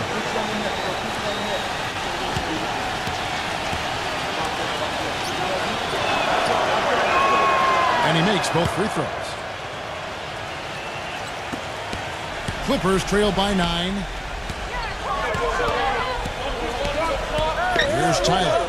Quiet so far offensively, searching for his first points of the game. You know, even from here, you could see that one pretty clearly. Yep, pretty obvious. And a good call by the official. The Clippers shooting their 4th and 5th attempts at the free throw line tonight.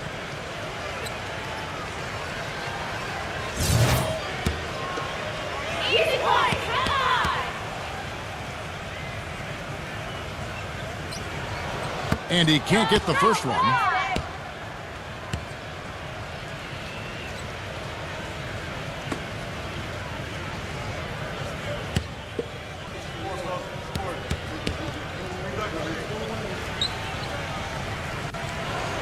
He hits the second from the line.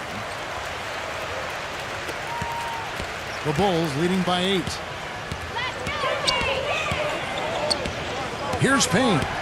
He's got 10. There's the steal.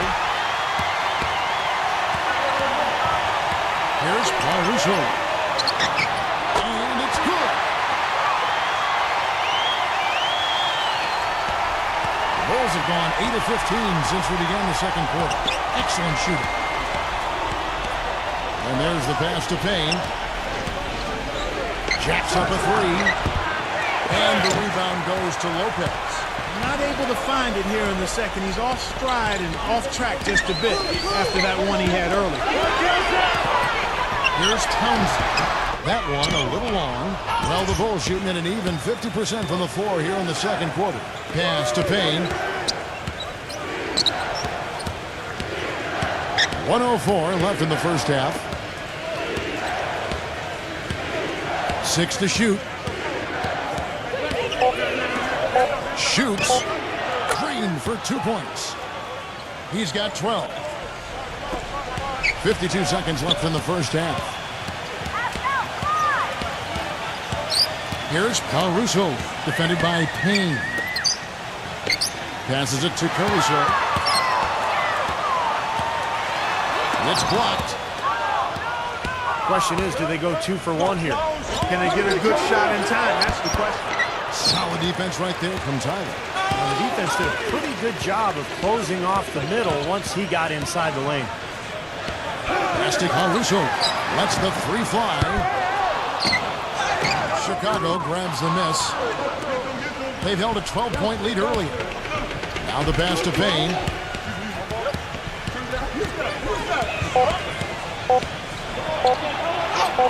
Got him with the pump fake, but couldn't finish. And so that brings the first half to a close. Bulls. And now, brought to you by Sprint. And a fun game going on out in Los. The The Sprint Halftime Report, presented by Sprint. And as we resume a beautiful nighttime view of Los Angeles, and in blue there, our venue, the Staples Center.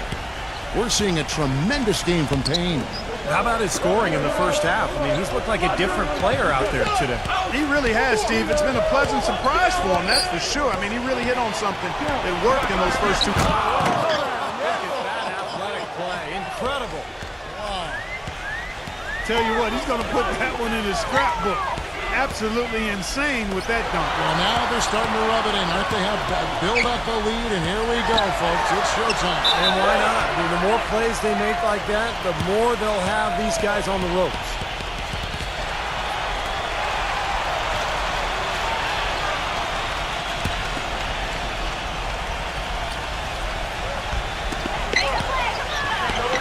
Caruso, the pass to Tyler. No good from outside. The Bulls leading by 10. Okoye with it. Guarded now by Prince. Pass to Payne. There's a screen by Robinson. From outside the arc. That's good. He's got 15. That's just a case of two teammates working perfectly together. One setting the screen and the other using it to get that separation. Here's Tyler, averaging 20 points per game. And that one's good by LaRusso. A little confusion defensively. Yeah, you know what? He sent the D a little message with that three. The Bulls shooting one of the high points for them in this game at 54%.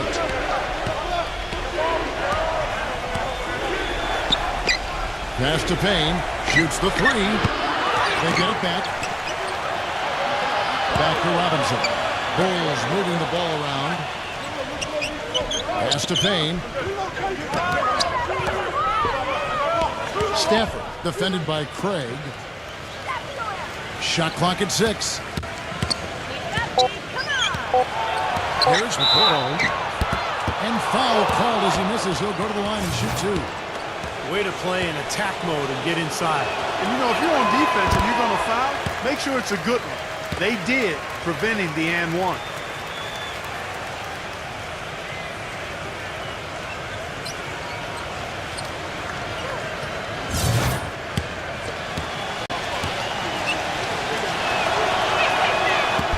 So neither attempt will fall that time for him. Clippers trail by 10. The pass to Caruso. Unloads. Off the mark and a chance to trim it to single digits. Well, he hasn't had much success shooting the ball, but it's not too late for him to get it turned around and start contributing. Pass to Payne.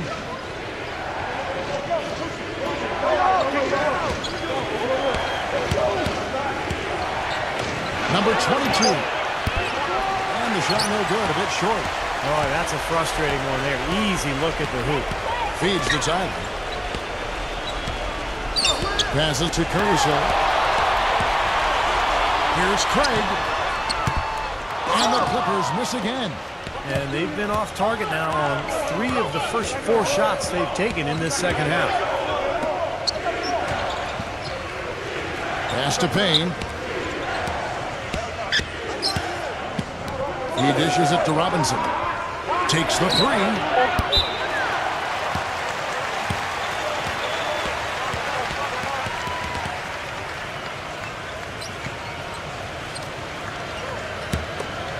Clippers trail by 10, and Rick Carlisle wants a timeout. You have to like what we're seeing from Payne. They need to make some adjustments because he's absolutely scorching.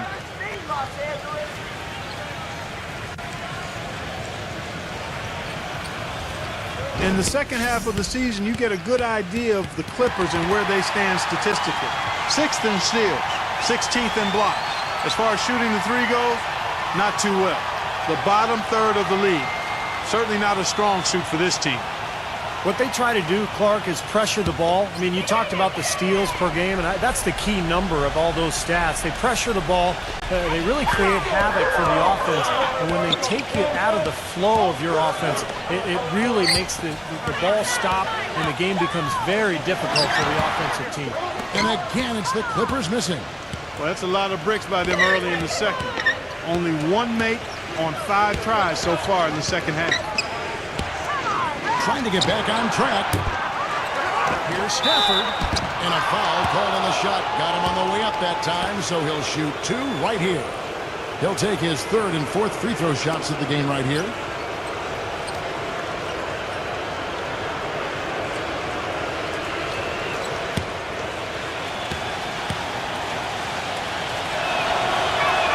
The first one falls, and the Clippers making a switch here.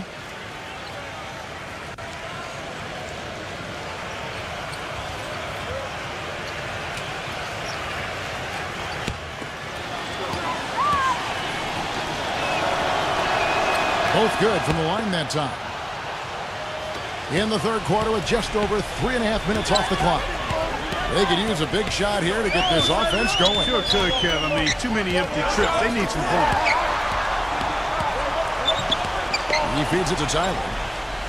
Lets it fly.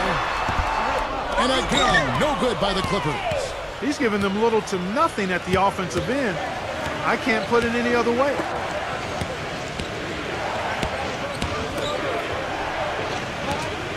There's a screen by Robinson. Clock at 6. The pass to Payne. Stripped away. One-on-one here. On Russo, the pass to Tyler. And off the fly, and in it goes.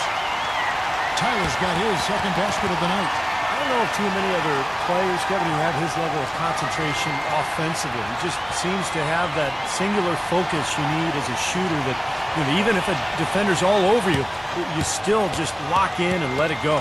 And another skill that sets him apart, his success rate on catch-and-shoot jumpers.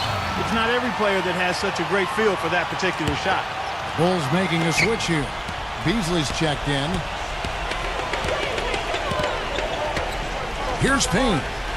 He's got 15. Steps back and fires. And that one's good. He's got 17. Clippers trail by 12.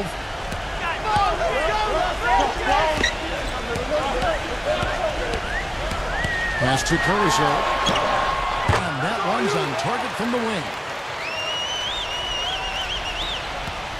Chicago's gone 1 of 4 in three-point shots here in the third. Here's Payne. 17 points in the game. A strong finish under heavy pressure all over. He's got 19. Well, the pick worked really well there. Nice job taking it right to the 10 to the layup. Here's Knar. Good on the shot, and that shaves the lead to single digits. There is no way a player like him can be left wide open like that. Did you pay attention to the scouting report? Payne's shot is good. And his shots are dropping right now. This quarter has been very kind to him. The Clippers have gone 4 of 9 from the floor so far in the third. Good ball movement here by the Clippers. Robinson pulls it in. And that'll increase their rebound advantage.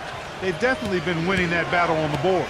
Well, the main thing is they haven't allowed many second chance opportunities. And that is always going to allow you to maintain your lead. Now the feed to Okoye. He passes to Payne. Pocket 4. Here's Robinson. The shot is off.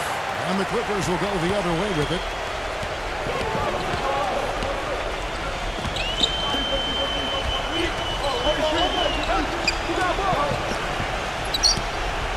Passes it to Caruso.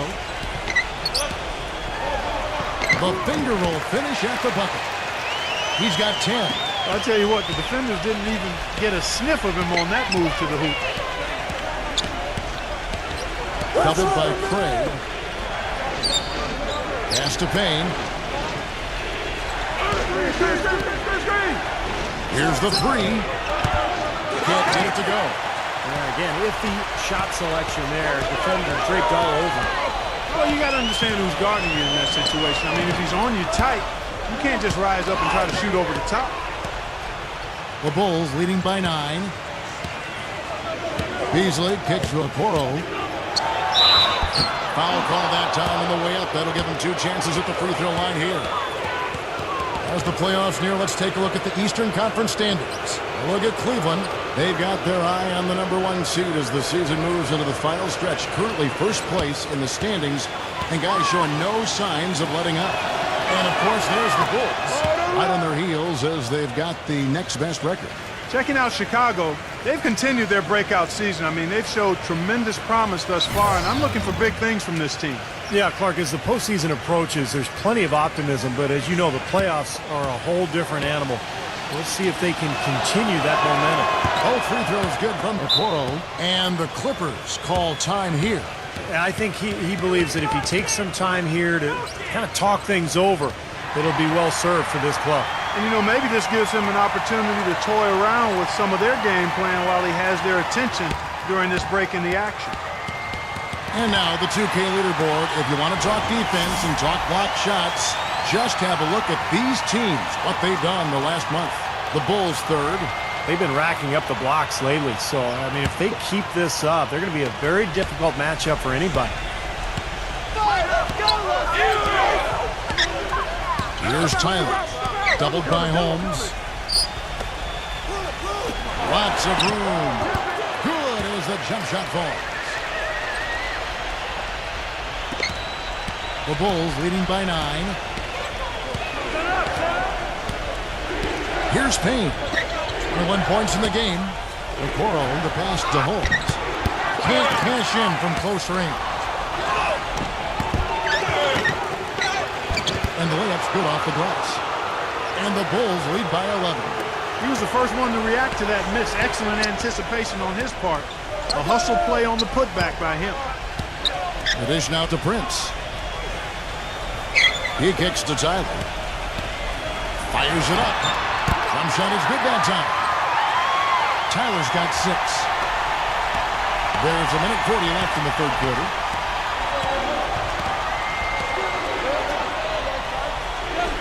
And there's the pass to Payne.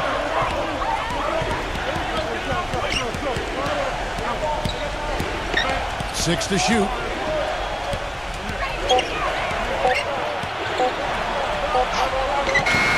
He drains it as the shot clock ticks down.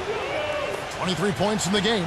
You know, he's showing some kind of a killer instinct this quarter, trying to stretch this lead out.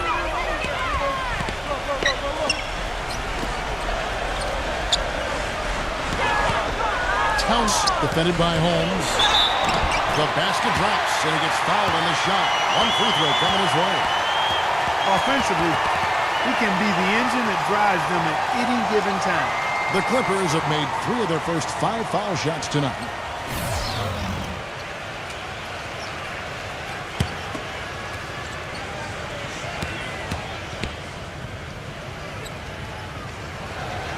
That's it. 56 seconds left to play here in the third. Number 22, defended by Tyler.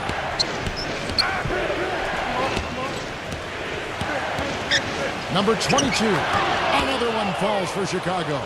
He's been one of their more reliable options today, guys. I mean, his shooting has led them to this lead. And Rubio kicks to Tyler. That's good. Tyler's got 6 here in this quarter.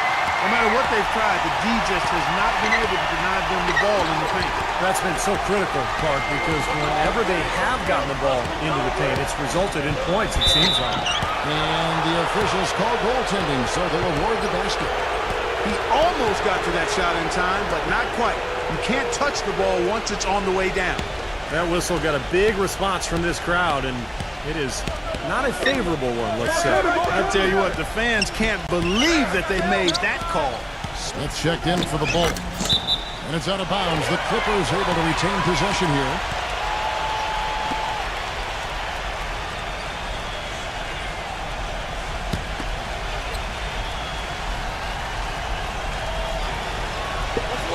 Go. 8 seconds left here in the third quarter. And the basket good. He had that play ready to go. Well done on the inbound. Pass to Moody. From deep three-point range, an absolute bomb from three-point range. And as we end the third quarter, a double-digit. Tune in. And we welcome you back as we get going here in the fourth quarter. The final quarter of play can change everything. And look at how the offensive approach has been going here so far for the Bulls. You know, one of the big stories has been the three ball. It's been a key part of their offense throughout the game. And they're attacking the gaps in the defense with their quick, aggressive drives into the paint area. They've got Ricky Rubio, and it's Prince in at the 3, the small forward.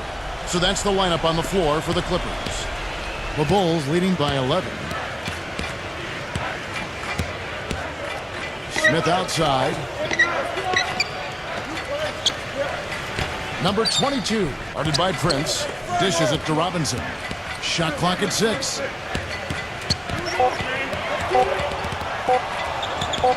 From half court, the Clippers grab the miss. Not sure what he was thinking there. That's embarrassing. You think? I mean, come on now. Doesn't he realize there's a game going on here? Down low. So he gets the whistle. Contact on the way up and 2 shots coming up.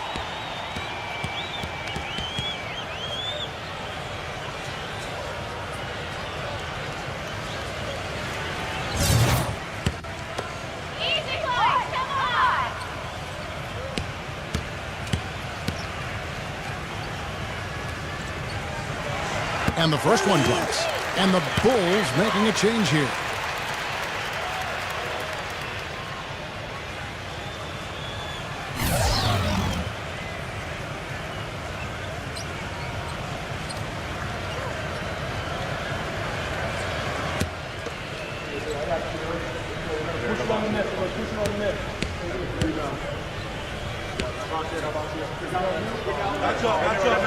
So he picks up just one from the line that time. The Bulls leading by 10. Robinson sets a screen for Okoye, number 22. And a miss there on the triple.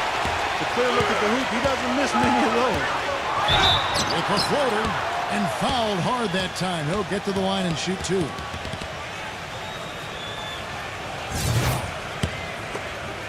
Come on, you can hit this.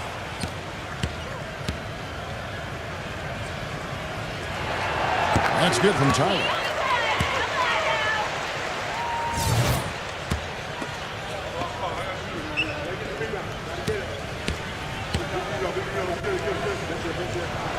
Both free throws good from Tyler. The story in the first half was their low free throw percentage. They've corrected that here in the second half, and hopefully they can build on it as this game continues to progress. Passes it to Holmes. Defended by Craig. Number 22. And again, no good by Chicago. Clippers trail by 8. To the paint. Got a piece of it. It's stolen by Smith. And here we go. The Bulls fast break. Kicks to Okoye.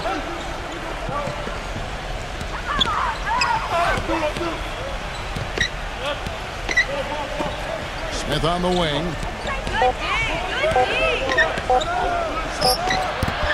It's rebounded by Russo. The Clippers shooting it up around 51%. They're getting good looks. Feeds to Prince. Off target from outside. The Bulls leading by 8. Smith on the wing. Puts up a three. Smith missing again.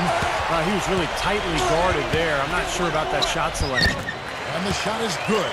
We've seen a noticeable improvement out of him since halftime. He didn't have a whole lot working in the first half.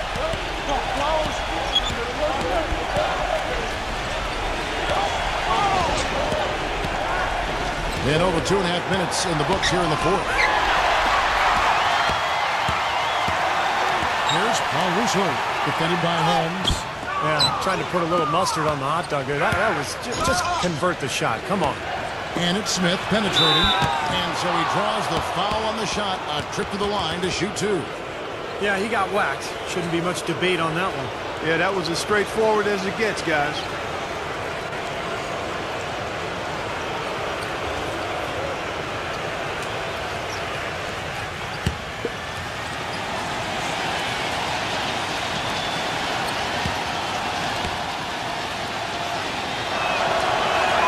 First free throw is good. The Bulls making a switch here.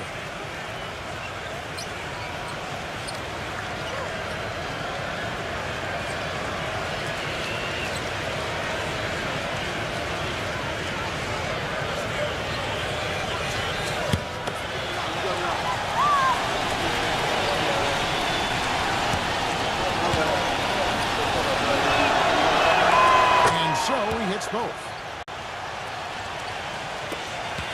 Clippers trail by 8. They need a good offensive possession. Yeah, they've had a number of empty ones, a long time without a basket. They got to find something, you're right. He dishes it to Tyler. A nice jump shot from the top of the key. Boy, as he picked it up in the second half, he's on fire. The Bulls have gone at Israel 0 for 5 to get the fourth quarter underway. And it's going to be out of bounds. The Bulls will retain possession. And here's what the Chicago Bulls schedule is looking like. They'll face the Lakers after this one. That'll be at home. That game will be a quick pit stop before hitting the road again.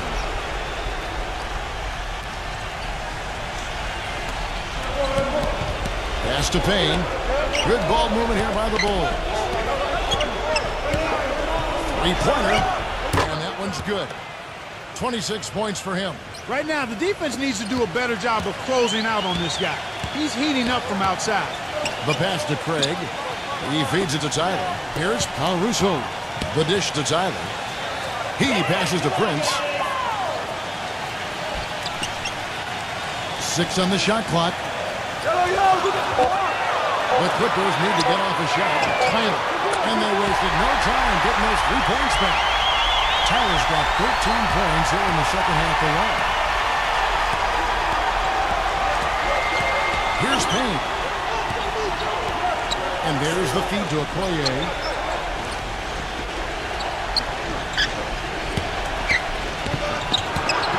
Here's Stafford. Nice concentration to hit the double clutch layup. And the Bulls lead by 8. Beautiful double clutch. Great job to get the shot past the defender. They set the pick. Three-pointer. Gets it to go. We're seeing him bring that shooting percentage up now, guys. The first half was a struggle for him. He kicks it to Okoye. Guarded by Prince. Okoye with it. A stupendous finish in traffic. Here's Caruso.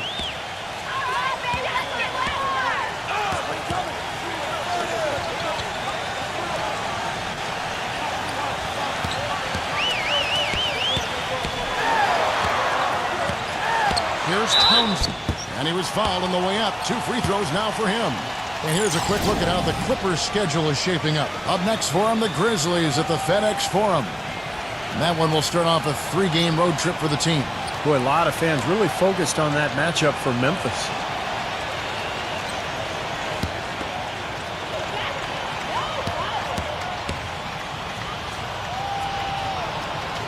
And the first one at the line is good.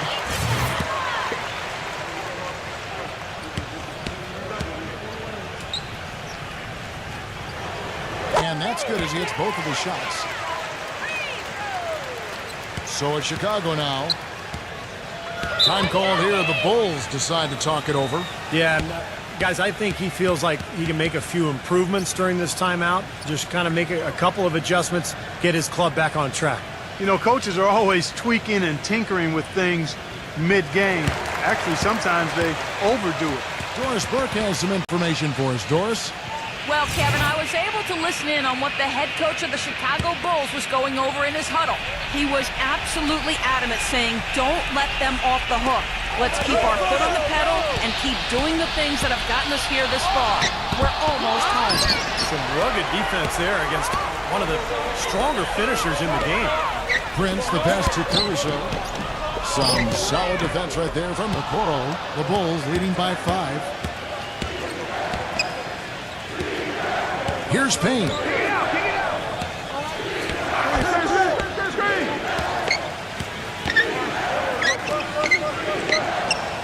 Just 5 to shoot. Here's Stafford. They grabbed their own miss. Pass to Okoro.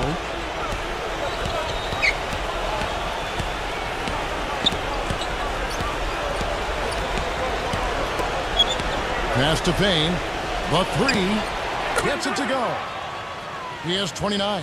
This guy's really flowing with his stroke right now. He hit one earlier, and now he has 3 in this half. They set the pick.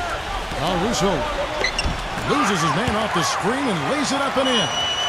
You know, if you were only looking at the way he's played offensively, you'd think his team would be ahead. Pass to Payne. Leads him in there, 8 feet away. And so he draws the foul on the shot. A trip to the line to shoot 2.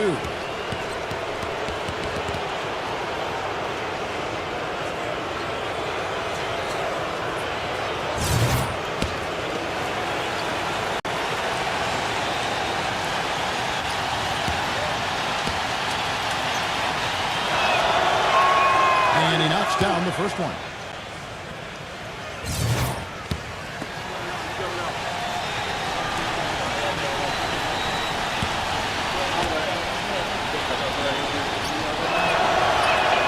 He's perfect from the line this time. Clippers trail by 8.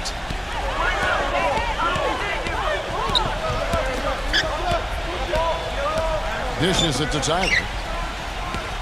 The pass to Caruso. And it's Chicago with the rebound. Okoye's got 5 rebounds tonight.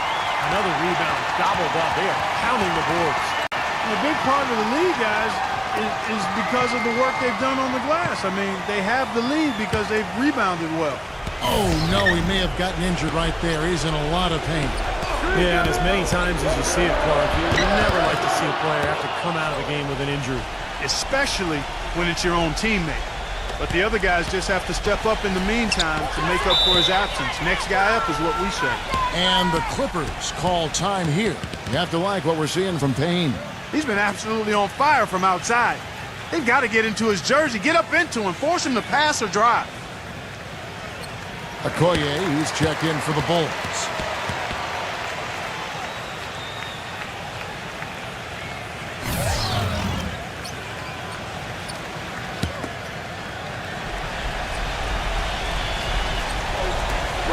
Here's Towns. It's all in by the Bulls. Robinson's got 9 rebounds in the game, getting it done. Here's Payne. He's guarded by LaRusso. Okoro, the pass to Payne. Bulls moving the ball around. Like it's 6. There's the triple. And it lands the Bulls from deep. Looked like there was a little confusion there as to who was supposed to be guarding it. Clippers trail by 11. 1:58 left here in the fourth quarter. Kicks it to Prince. Pass to Caruso. Lays it up and bunks it in. 19 points in the game. You can see that they're not as aggressive from the three-point line. They had far more attempts in the first half. Here's Payne.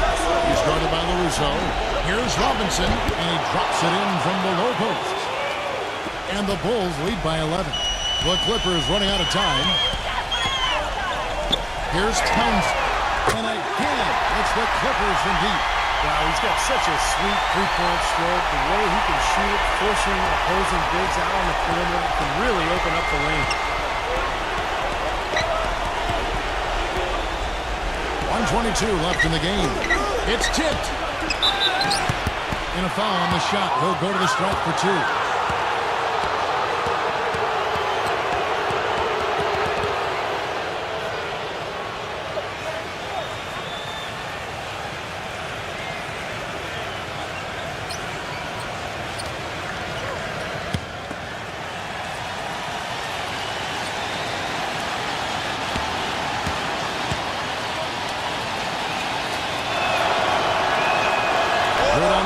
And that will put them up by 9. Ricky Rubio checked in for LaRusso.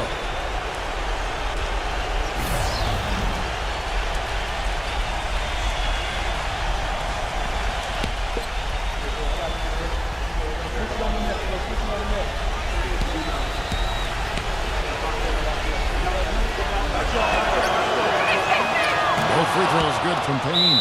And the Clippers call time here. They trail by 10. There's 1:17 left in the fourth quarter.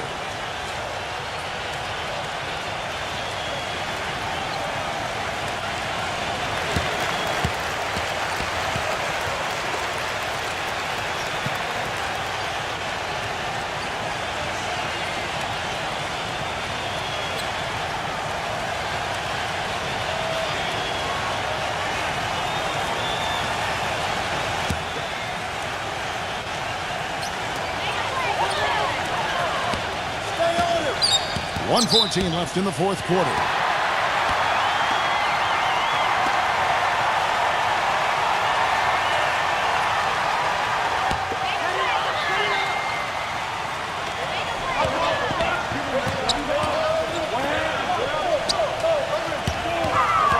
Towns guarded by Robinson.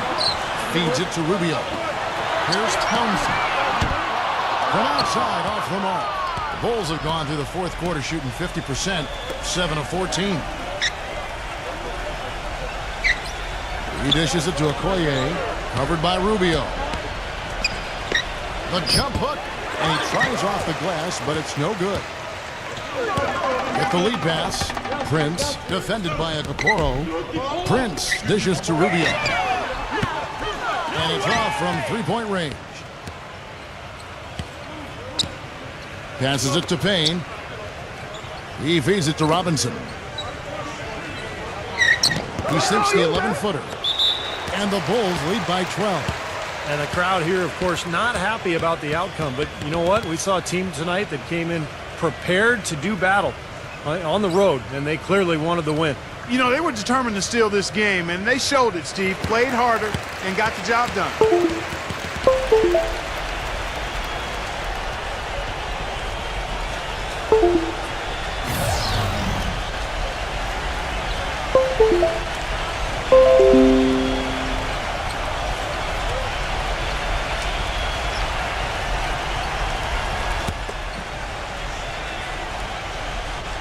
Clippers with the ball. A 12-point game. That's in, coming off an assist from Rubio. Now, here is Smith. And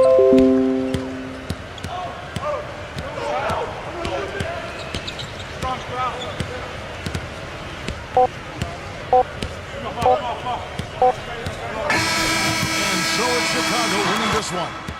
They pulled off this win, Clark, with respectable performances on both ends of the floor. Yeah, I think it was just really a nice overall effort, Kevin. That about does it for Clark Kellogg, Steve Kerr, and Doris Burke, and the rest of our great crew. This is Kevin Harlan saying so long and thanks for watching. Now, here is our Jordan Player of the Game.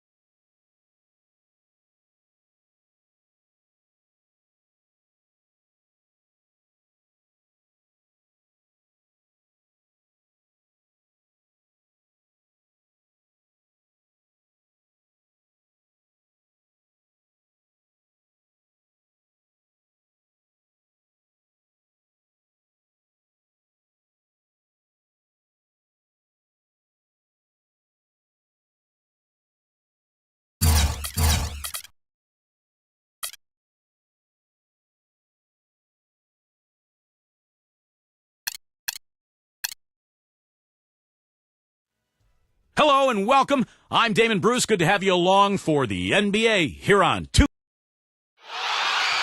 It's an All-Eastern Conference matchup in today's game as the Celtics come into town for this one. Welcome, everyone. I'm Kevin Harlan, joined by Clark Kellogg, Steve Kerr, and Doris Burke, as we get set to bring you some terrific NBA action. A quick check now at the starting five for both teams. And the guys checking out DeMar DeRozan here. What can we expect?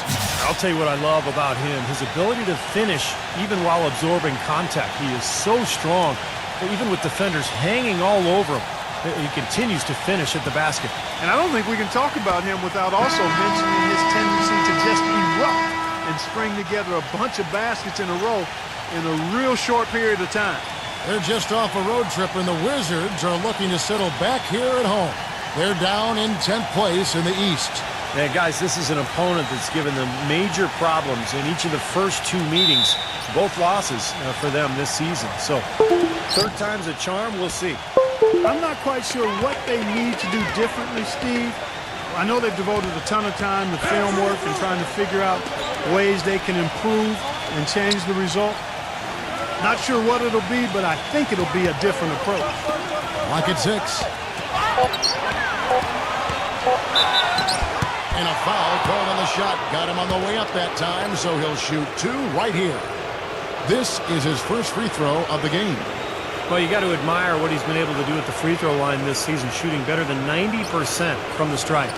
And it's clear that's a change for the better from what he was able to do at the free throw line a year ago, guys. And he makes the first.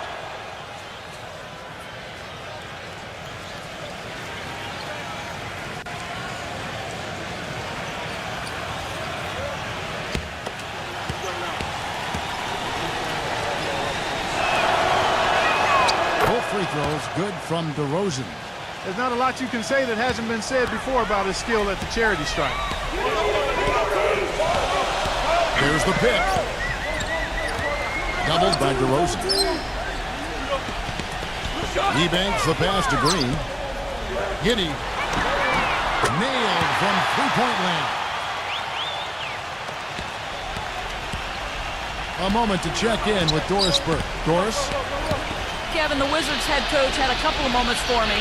They've had a difficult time in this matchup, losing both games in the season series. And I asked him what he thought might turn things around. He said, we've got to up our intensity defensively and speed up our rotations. With our shot blocking, we can make things tough around the rim, but we also need to close out quickly on the perimeter. Guys, we'll see how they do. Thanks, Doris. And given the scoring talent on the floor, defensive mindedness definitely a key here, guys. Any thoughts?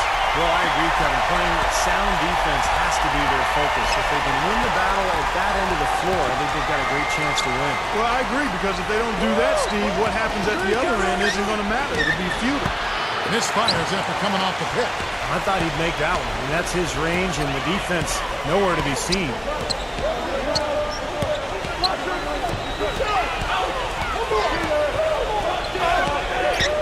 Pass to Irving. Played in with a nice touch off the glass. And the offense, I mean, 3 of 4, a solid start for this game. For the Washington Wizards, they won their last contest, that game against the Raptors in Toronto. And one way to nullify a home court advantage, like they did that night, Kevin, light it up from the three-point line. Nothing is more demoralizing to a home crowd. Steve, you're exactly right. I mean, that was the great equalizer. Their perimeter play definitely took them over the top. Here's Green, following the score by DeMar DeRozan. Back to Green. Giddey, the pass to Irving. Just 5 to shoot. It's Clark with the rebound. Celtics trail by 4.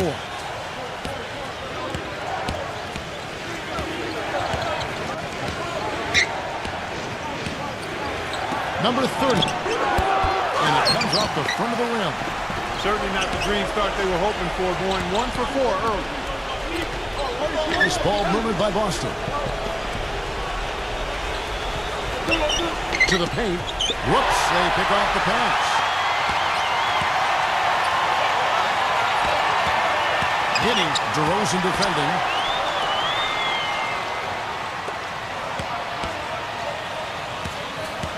Kicks it to Green. three-pointer, no good. Well, it was the Boston Celtics, their last game, a loss to the San Antonio Spurs. Yeah, Kevin, they put so much effort into the final few minutes of regulation in that game that they were pretty burned out in the overtime period. Yeah, that's an excellent call by you, Steve. I thought there was a little bit of a letdown for them in OT. The Celtics shooting their third and fourth free throw attempts of the game.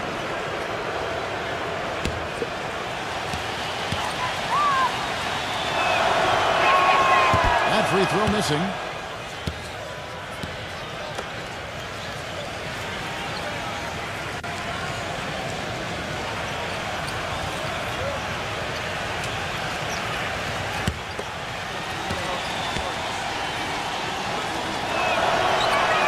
And he sinks the second. Just over 3.5 minutes gone here in the first. They set the pick. The feed now to Ebanks. Back to Green. Giddey leads him in there. And Ebanks kicks to Green. 6 to shoot.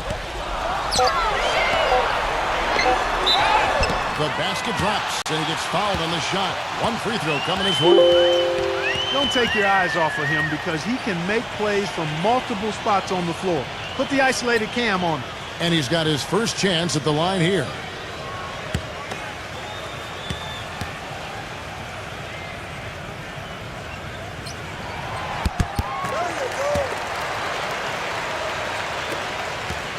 Celtics trail by 6.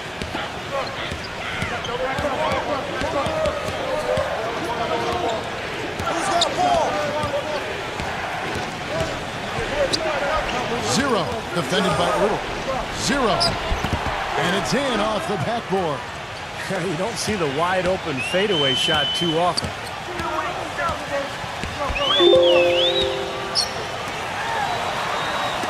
From the arc. Count that one. He's got 6. The Celtics have gone 2 of 5 here, making 40% so far to start out the game.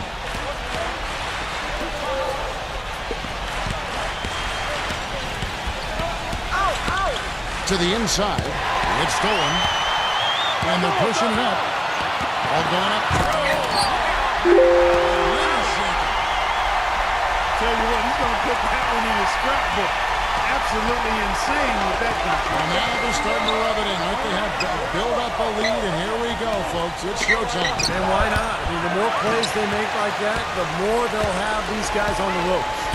Pass to Green, and he lays it straight in. Green's got 10. They're allowing a sky-high field goal percentage. That won't get Not at all. They've been able to score with ease. So the Celtics called timeout. They're first. Their last encounter was in Boston. Yeah, that was a strange game. Very shaky defensive performance by their opponent, but hey, they took advantage of it. Yeah, I'd go along with that. I mean, the game wasn't handed to them, but they definitely didn't have to work as hard as they should have. While there's a break, let's take a look at this past month's assist leaders among small forwards in the NBA. And you look at DeRozan, third in assists and a great leader. The passes we've seen some of these guys make from the wing are outstanding. Truly gifted distributors. Yeah, and one of the passes they really need to prioritize and be able to make is that entry pass, getting that ball inside. Accurately throwing it into the low post is really a bit of a lost art in today's game. You know, the only tough part of that basket for him was getting into such good position. The rest of it seemed easy. It is now to Green. Doubled by Clark. Passes it to Irving. Back to Green. 6 on the shot clock. Giddey. Those 3 pointers off the mark. Now here's DeRozan. He has 6 to the middle. It's stolen by Green. And now running it up the court. Green pushing it all the way. And guys, let's get your take on the hustle steps for the Wizards. And they've come out in attack mode defensively, applying pressure and stealing the ball repeatedly. Something else they've done right so far from the get-go tonight is run. I mean, so much of their offense has come off the fast break. And Washington has possession. 11-point game. And that is good. They've built a big lead here early. Both defensively and offensively. They've been terrific right from the tip. DeRozan with it. He had a 21-point outing in their last game against San Antonio. And when you talk about his scoring, Kevin, and with the defense trying to pressure him, I thought he did a really nice job of getting them to overcommit, and that's how he got himself to the free throw line. Here's Green, following the score by DeMar DeRozan. And here is Green. 29 points for him last game against the Raptors in Toronto. And a look at how the Celtics performed over the last month here, Kevin. 3rd in steals. 12th in shooting percentage. And as far as team rebounding numbers, not a strong suit for this year. Top 20 in the league is all. Yeah, let's go back to those steals for a second, Clark. I think that's such a key aspect for this team's success, because when they get out and really pressure teams and force mistakes, that allows them to get easy shots at the other end offensively. Great move to the hoop, and I love the finger roll finish. Jones off a pick from Collins. Outside, Jones. Back to Brooks. Down to 5 on the shot clock. And the Wizards hit again from deep. They've been outstanding here in the first quarter. Great spacing, excellent passing, and the three-point shooting has been unbelievable.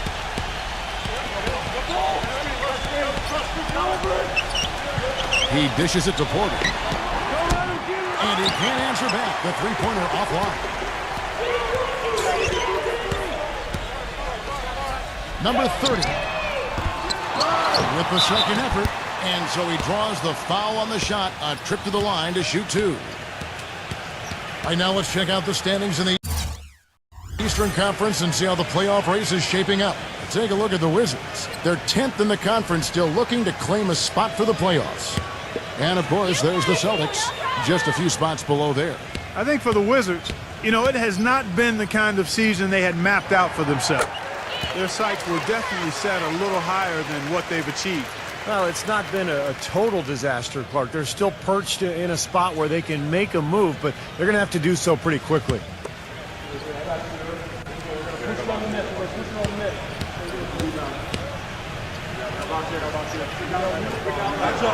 He's perfect from the line this time. And like you said, they're making it look easy out there. Off to the fast start from outside. Well, Kevin, shot making always makes the game look better, and it's much more enjoyable to call. And they're doing an outstanding job of finding each other, sharing the sugar, as we say, and knocking down the jump shot. Building that confidence. So it's the Wizards now. The lead is 15.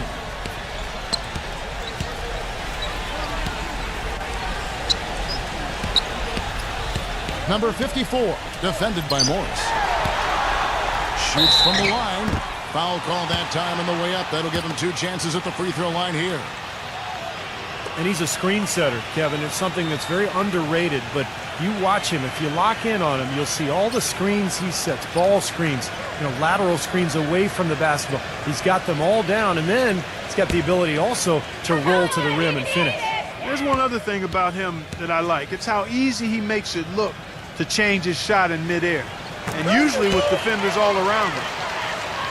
Because of that, it's really hard to block one of his shots.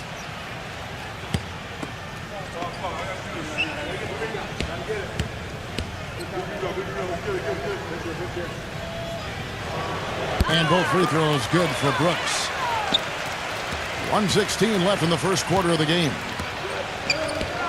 There's a screen. He kicks it to Porter. Sends the three-pointer. The screenplay worked ideally there, and I'm not talking about the screenplay you see in a movie field. Gave him more than enough room to get that shot off. And Washington has possession. It's a 14-point game. Here's Collins. Buries it from about 10 feet away. Now, I'll tell you what, they've been a step slow here early on. I agree with you. I mean, they're allowing too many open shots. They seem a little sluggish to me. He feeds it to Porter. Rebound, Washington. Really good performance so far on the boards for this club. Boy, I like the way they've done a great job carving out space under the basket when the shots have gone up. 7-second difference, shot and game clock. Nice ball movement by Boston. Wide open, couldn't capitalize.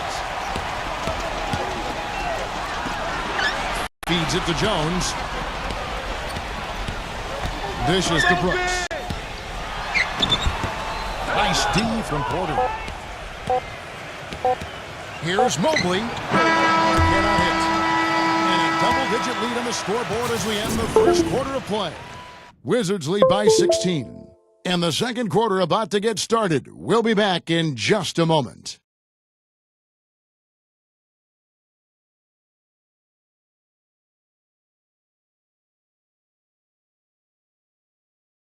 On tap this Saturday, April 1st, the Los Angeles Clippers.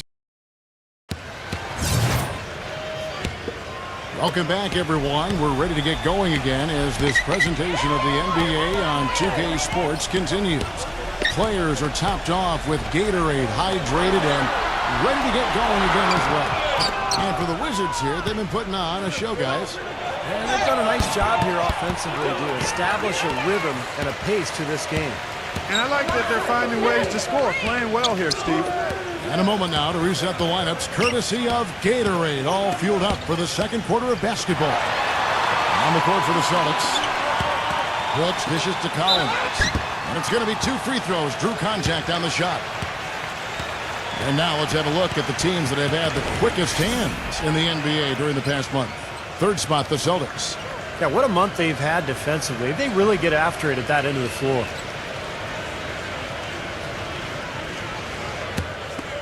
Come on, you can hit this!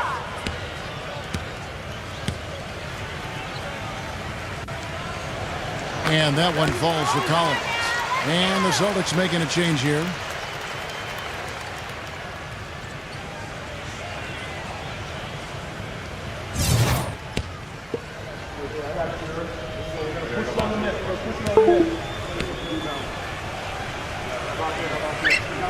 So he hits 1 of 2 from the stripe. Celtics trail by 17. They set the pick. Oh, hit it, baby! Come on, come on! Shot clock at 6. He's guarded by Collins. Brooks grabs the board. Not sure about that one, guys. That was really deep, especially for him. He's not a great shooter from out there.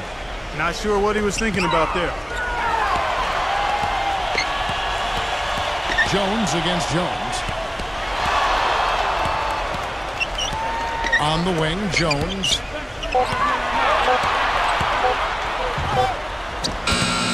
hit with the layup off the mark. I thought he rushed it a little bit, guys, because he had a clean look, just lost his focus. And we've got an injury out on the floor. Very unfortunate as always, guys. Don't like to see this. Yeah, and as many times as you see it, Clark, you never like to see a player have to come out of the game with an injury. Especially when it's your own teammate.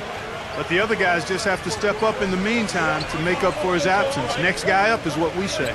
Green, he's checked in for Washington. Jones checked in for Brooks.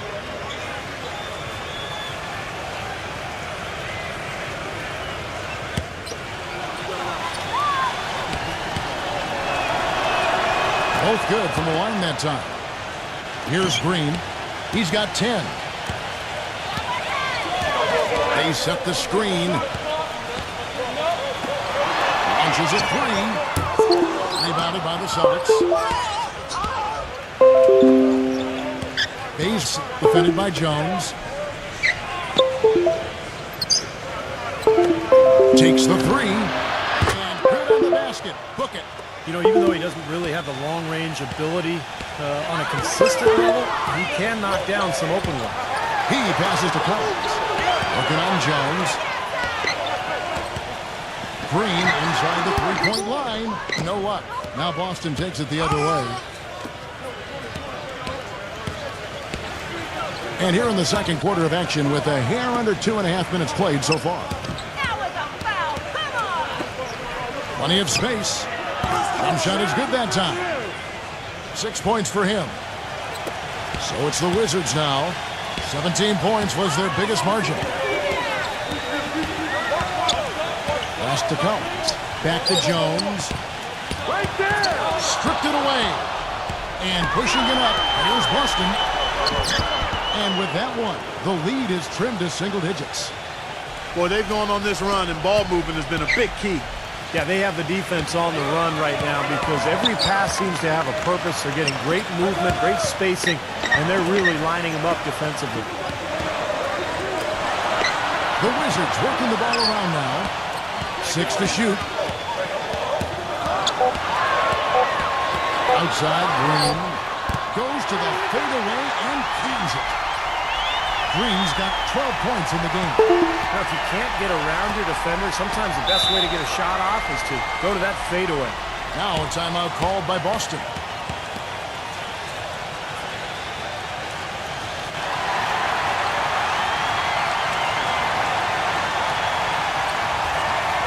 The past few weeks, let's see how Washington stacks up. 6th in blocks, 10th in assists, and they're in the top half of the league in scoring as well. Not too shabby. And this is a team that really relies on those blocks that you talked about, Clark, because when they're at their best, they're really challenging every shot. They cover up, they close out on jump shooters, and if you penetrate and get to the rim, they've got a host of shot blockers there waiting for you. DeMar DeRozan is checked in for the Celtics.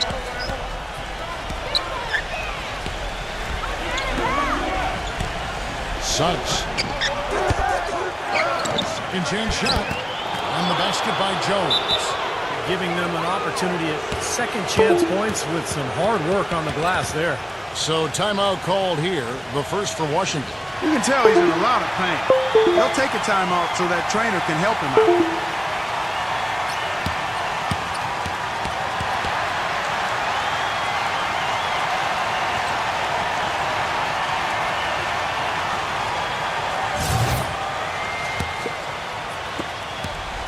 Wizards leading by 8.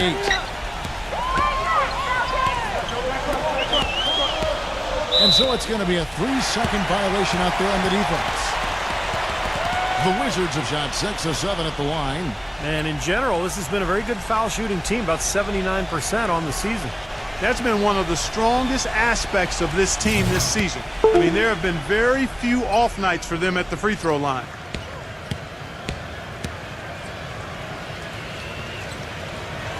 And so he hits the technical free throw.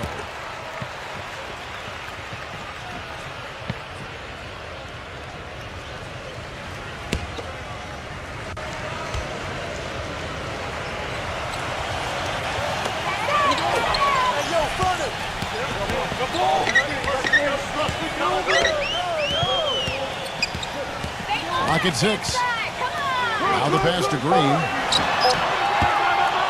And the 3 off target. Not able to find it here in the second. He's off stride and off track just a bit after that one he had early. Here's Fultz. The finger roll finish at the bucket. 8 points for him. Every time they get scored on during this run, it's come from inside the paint. Now, you got to make a defensive adjustment here, Clark. Time to collapse inside, force the ball back out in the perimeter, make them beat you from long range. Pulled the shot a little left, but the bounce goes his way. And now it's only a 5-point Wizards lead. Washington's gotten a lot of looks from outside tonight. 5 of 12. Jones off a pick from Collins.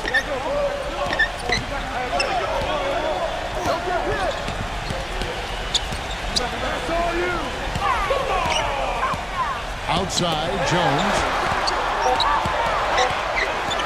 High post try. Rebound, Boston. What was the defense doing there? I mean, he is not the guy to give an open look to, and yet they got away with it. And they're making this a game here, putting together a nice run. Making it a game? How about anybody's game? I mean, they've caught fire, and it's a toss-up right now, guys. Kicks to Collins.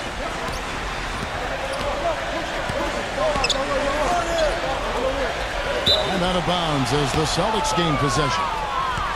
And how about a look at a few of the hottest players in the NBA right now, the top scoring shooting guards in the past 10 games.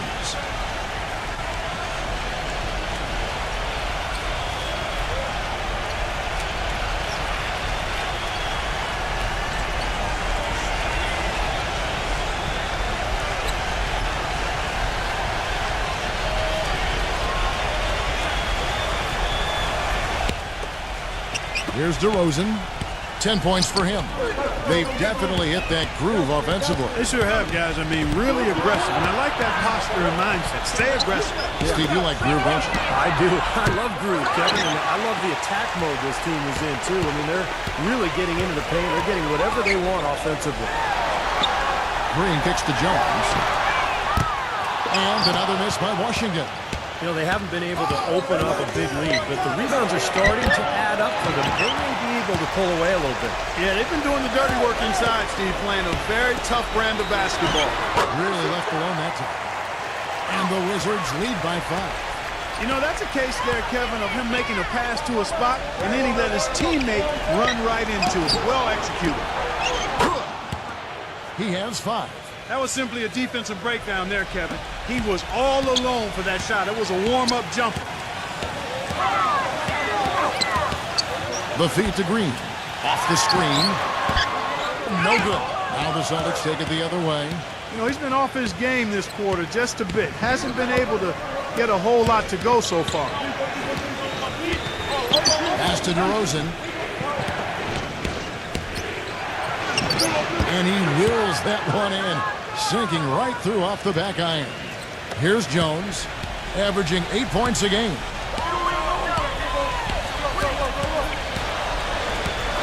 The dish to Green. For 3. That doesn't go either for Green. He's been wayward and just off on about everything he's put up in this period. Lets it go with the 3. Collins grabs the miss. Now the Wizards with it. They'll be hosting Orlando for the next one. And that game is the second of 2 straight at home. Excellent use of the screen that time. 5 points in the game. That's just a case of 2 teammates working perfectly together. One setting the screen and the other using it to get that separation. Pass to DeRozan. That's good. DeRozan's got 6 points in the quarter. And fellas, in this quarter, he's improved on what was already a very good performance in period number 1.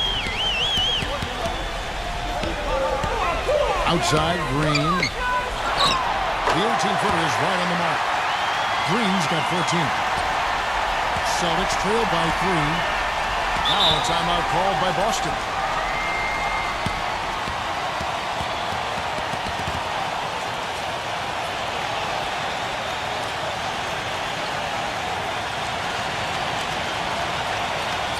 And a new group in for the Celtics.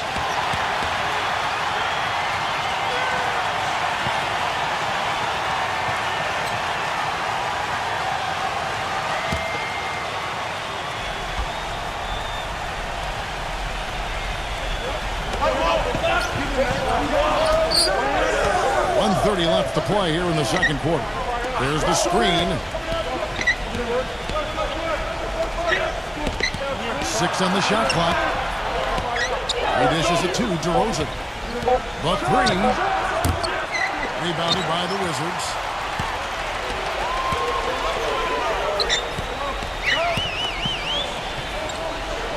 Shoots the 3. The shot is off. So the Celtics will take it the other way. Switch. Celtics passing it around. Fultz, covered by Green. Jacks up a 3. Green with the rebound. Wizards leading by 3. Definitely a 2-for-1 situation here, guys. Yeah, the wise move would be to find themselves a quick shot right away. Now DeRozan. 14 points for him.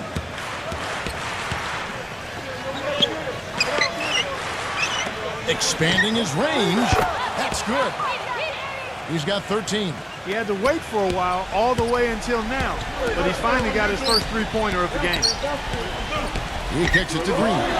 From downtown. That's good. And the Wizards lead by 3. This is great. 3-pointers going down quickly at both ends. Yeah, it took them no time to answer back on that possession. Here's DeRozan. And again, it's Boston converting. Second quarter ends in a tight one. It's the Wizards. They're up by 1. And now, brought to you by Sprint. From the two, it'll be the Cleveland Cavaliers. The Sprint Halftime Report, presented by Sprint. Welcome back to Washington, D.C., a view of the Capitol, the Washington Monument, and beyond that, the Lincoln Memorial. Talk about complete control. Everything working in this one for Green. He's got 17 points, and he's done a little bit of work behind the arc. He's got a pair of three-pointers. Well, the defenders have that in the back of their minds now, too, so they're going to close out on him quicker. That should allow him to use the drive if he wants. And for Boston, he feeds it to DeRozan for the lead. And he draws body contact. Looked like a blocking foul, and he was in the shooting motion. So he'll head to the free throw line. And this is his second trip to the line tonight.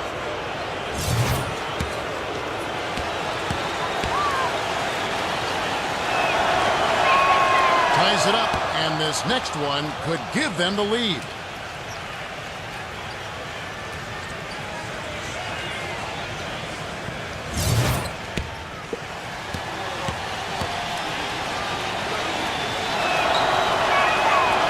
Free throw is good, now leading by one. So it's the Wizards now. Feeds it to Green. Good on the three-point shot.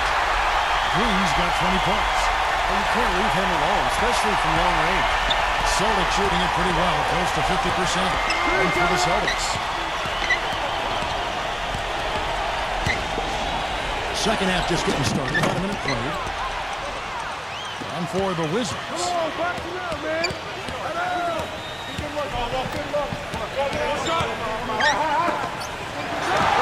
Gets a very good look and converts. And it's a 4-point Wizards lead. He's been one of their more reliable options today, guys. I mean, his shooting has led them to this lead. Back to DeRozan.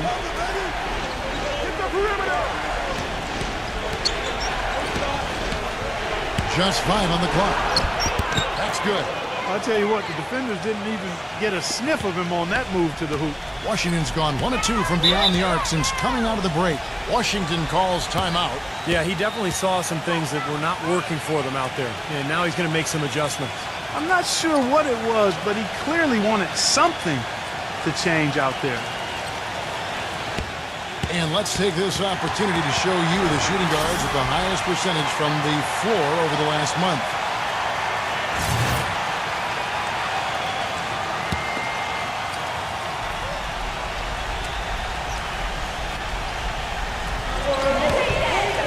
Dishes it to Green. Giddey goes up on the wing. DeRozan with the rebound. DeRozan's got his 3rd rebound on the night. And now around 2 minutes gone by in this half. Pass to Clark. 5 on the clock. Number 30. And it's good off the back of the rim and in. And it's all knotted up. That's a clean look they gave him there, fellas, and he drains those. Giddey, hurdle.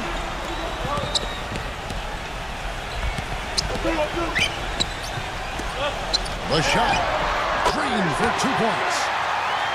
And the Wizards lead by 2. Yeah, something that makes him hard to defend is his ability to receive a pass and get off an accurate shot in one quick, fluid motion. So you better beware of where he is on the floor at all times.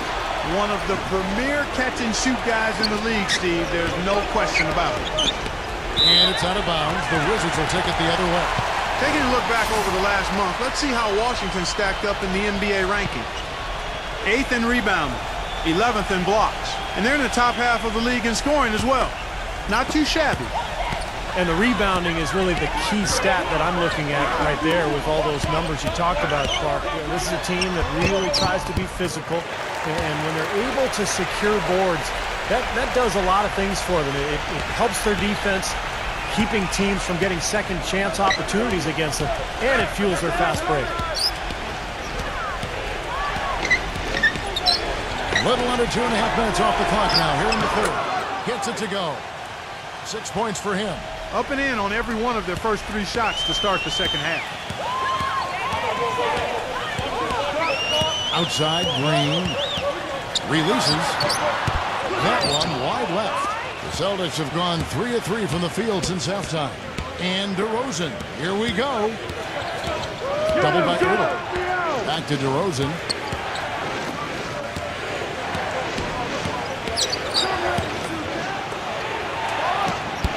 No good. Now the Wizards take it the other way. 17 points was their biggest margin. And here's Green outside. That doesn't go either for Green. Boston trail. There's the pass to DeRozan. The feather touch on the finger roll. Beautiful. DeRozan's got 20.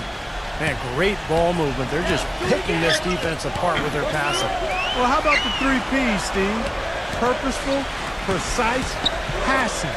We love it, and so does this team because they're taking advantage of it. There's the pick. And the basket good. 24 points for him. He had a whole lot of space to get that shot off. Yeah, I don't think the defender did a good job there of getting over the top of the screen. And then Clark slams it in. Incredible timing on the alley-oop. He absolutely hammered it down. And that's the play we're going to remember when this game is all said and done. The try by Green. It's stolen by DeRozan. Kicks it to Clark. There's the feed to DeRozan. He passes to Clark for the lead. Blocked. Outside, Green. Green gets a screen for it. And Green gets it to go. Green's got 10 points here in the second half. Second three-pointer of the half, 4th overall. So he's having a nice game from outside. Now a timeout called by Boston. You have to like what we've been seeing from Green. He's been absolutely on fire from outside. They got to get into his jersey, get up into him, force him to pass or drive. Celtics making a switch here.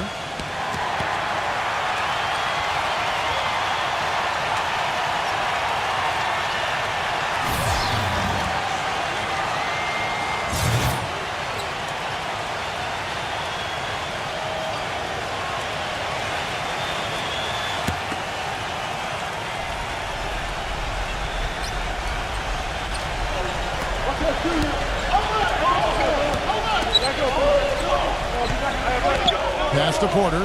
Fires for 3. Washington with the rebound.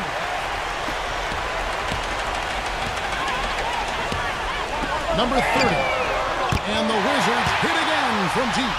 There's 6 points on consecutive 3 balls. They're finding holes in this defense.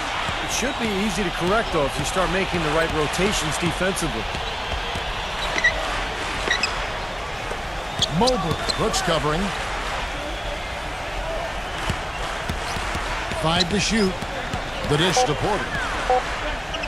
Here's Fultz. Trying to answer back, but that 3 is off the mark. Wizards leading by 6. Guys, they've been getting it done. They sure have been. I mean, really looking good and sharp offensively. Yeah, knocking down the open shots and really getting a nice flow to their game. The Celtics working the ball around now. They're coming. Passes it to Porter. The tray. No luck. Now the Wizards take it the other way. Boy, I tell you what, the complexion of this game would be completely different if he shot the ball anything like he's capable of. Brooks for 3. Count the bucket. And now a 9-point Wizards lead. They're going back to the 3-point shot over and over and over. That was the 9th straight point from behind the arc, Clark. It feels like they're finding the holes in this defense. That is good. Well, he's been a real positive factor for them today, although, you know, as a team, they've had a lot of negatives mixed in there as well. Number 30. And again, Washington with the triple. That's now a 12 straight points coming off wide open 3-pointers. You know what it looks like to me out there, guys? I mean, it looks like All-Star Weekend out there. We know how much defense is played there. It's actually defense during the All-Star Weekend, no D. 2 open that time. Made it look too easy. He's got 9. Impeccable mechanics this quarter. He's been perfect from the field.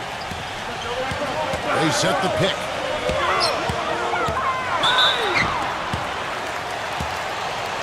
The Celtics making a switch here.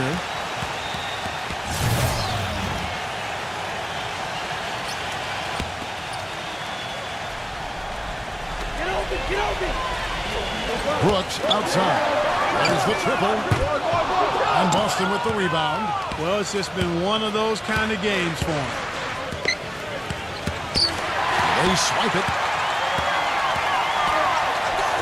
And that one is stuffed right through. And let's get your guys' take now on the hustle starts for the Wizards. Their activity at the defensive end, Kevin, has been really impressive, attacking and coming away with steals. Something that's also benefited them tonight are the turnovers they forced and the points that have come along with those forced turnovers. Clark, he's checked in for Markieff Morris. DeRozan with it. He's picked up by Brooks. And DeRozan. Here we go. Here's Fitz. Rebound, Washington. Ebanks got his third rebound on the night. He dishes it to Brooks. Lets it fly.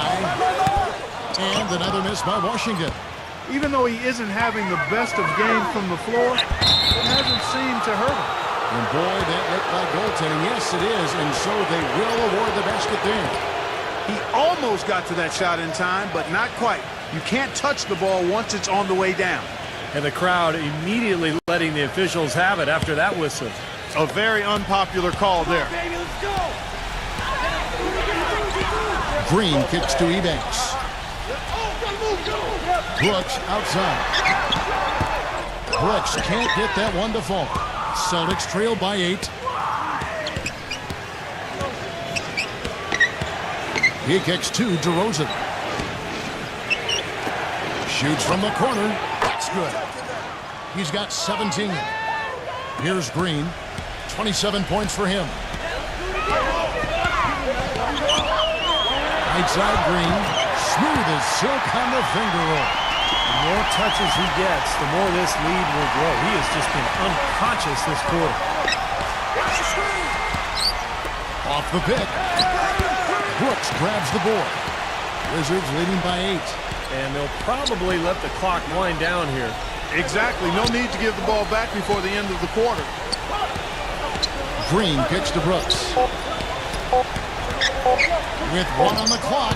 And the shot is good. Dropping in off the front of the rim. Brooks has got 8 points in the quarter. And as we end the third quarter, a double-digit deficit will make it tough to come back. Wizards lead by 10. We're going to step aside for just a second, but join us right back here for the start of the Friday. Hello and thanks for joining us, folks. The fourth quarter of play should begin momentarily. On the court for the Celtics. DeRozan against Brooks. And we're going to have a jump ball. It's tied up there.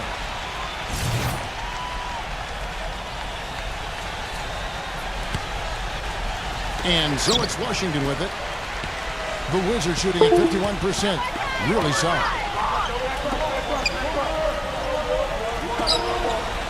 Nice ball movement by Washington.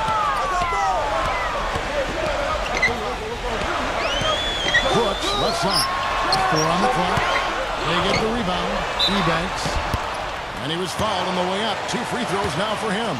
And no question, he got bumped on that shot. Definitely no room for discussion on that one.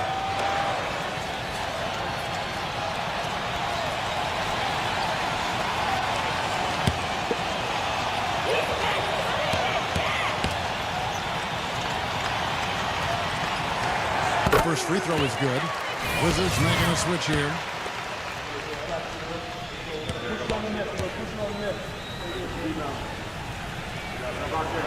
Both free throws good from Ebanks. We're seeing today what makes him one of the best free throw shooters among the league's big men. Beautiful stroke. Doubled by Ebanks. DeRozan with it. Now guarded by Ebanks. He feeds it to Clark. With the finish. Even when they're down, he's still looking to do the spectacular. And he pulled it off. Well, maybe this is the best time to do it. Yeah, I agree. I mean, now's when they need a little spark anyway. Wizards leading by 9. Outside, Green. taken away. A few possessions into the fourth quarter, just over a minute played. No good with the finger roll. And it's out of bounds. The Celtics will take it the other way. Chance now to check out the Washington Wizards' upcoming schedule. They'll be hosting Orlando for the next one. That'll be the latter half of this two-game homestand. Well, no doubt the Milwaukee fans want to see the Bucks take that game. Celtics trail by 9.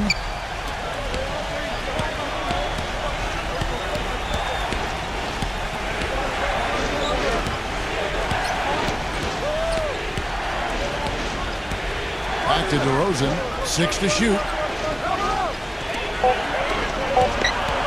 Number 30, covered by Green. Gets it to go. They got on this roll a while ago, and they just haven't looked back. Well, Kevin, he's got such a great focus as a shooter. He's a very frustrating player to guard because unless you actually block his shot, you are not going to get in his head and affect him. You know, something else with him, you can't forget about his skill as a pull-up shooter. I mean, you give him too much room, and he won't hesitate for a second to raise up and spray you with that J. Great job. Take it right at the defense. I like the aggressiveness. Yeah, he left him no choice but to foul there. Come on, you can hit this. Yeah.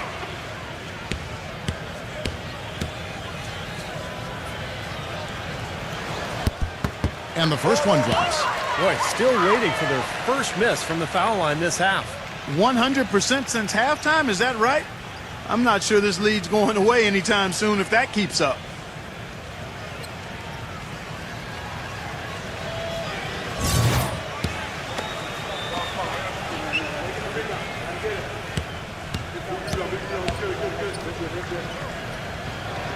And that's good as he hits both of his shots. We're about 2 minutes into the fourth quarter in this one.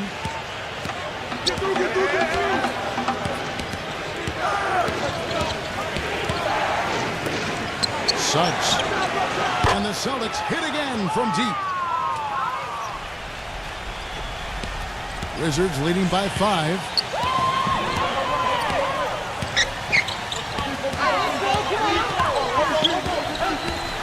Just a little under 2.5 minutes have passed now here in the fourth. Pass to Irving. Number 41. DeRozan defending, and that one's good. And the Wizards lead by 7. You know, tired legs can affect you at the defensive end, and I think that's what's happening right here. I agree, because as much offense as we saw early, we're seeing even more of it here late. More often than not today, those shots have not dropped for him. And the pass to Irving. Giddey. Hey, come on, get up! So it's Boston now.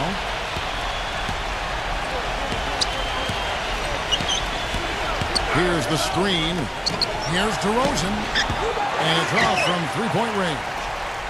The Wizards have gone 2 of 3 from the field to get the fourth quarter started. A look at the clock. A little under 3.5 minutes gone here in the fourth. Giddey, he passes it to Irving.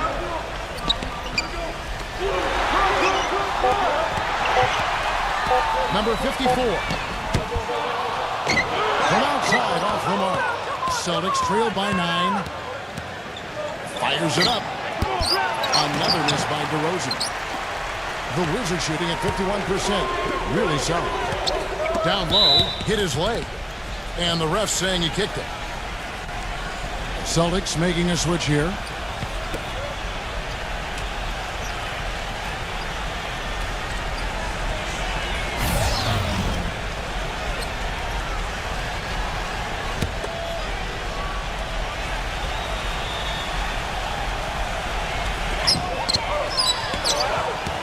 Here's Ebanks.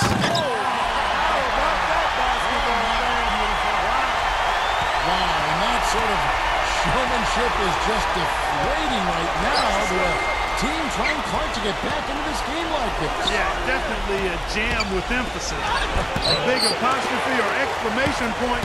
How about maybe even a question mark, Mark? Well, you know what the questions are about now. It's their defense, that's for sure. Passes to Irving. Backing him down. And the Wizards getting another bucket right there. How about this performance in the face of the injury Playing through a lot of pain out there.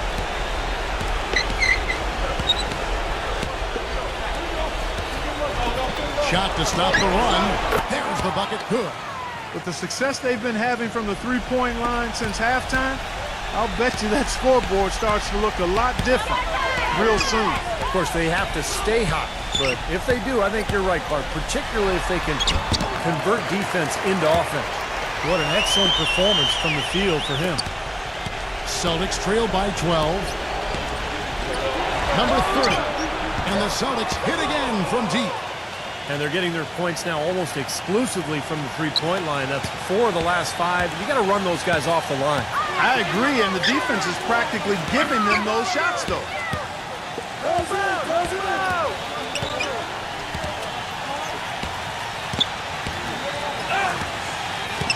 Shot clock at 6. Number 41. DeRozan defending. Gets it to go. And the Wizards lead by 11. Boston's gone 4-6 from beyond the arc in the fourth quarter so far.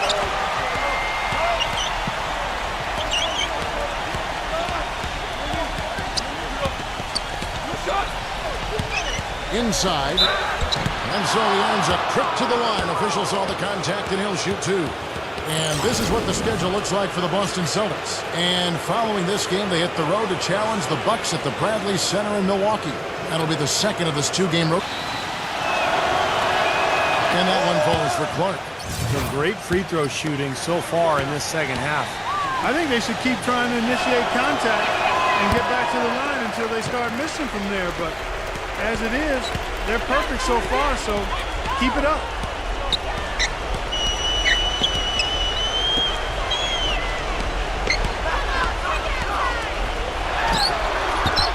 Awesome defense. I mean, he'll hit those unless you're right in his grill.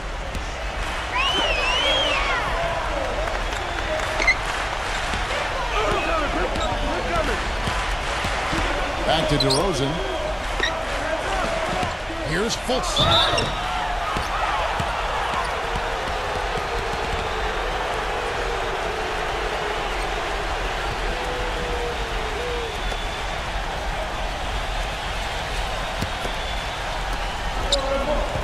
Feeds to DeRozan. Stolen. Tried to use the pump fake there, but the defense didn't buy it. Hitting. And the officials call goaltending, so they'll award the basket. He didn't get to that one quite in time, Kevin. Those can be tough to gauge sometimes. Here's DeRozan. To the paint. Here's Clark. That is good. Clark's got 6 in the quarter. I like the way they got the ball inside there. Here's Green. Time called here. The Wizards decide to talk it over.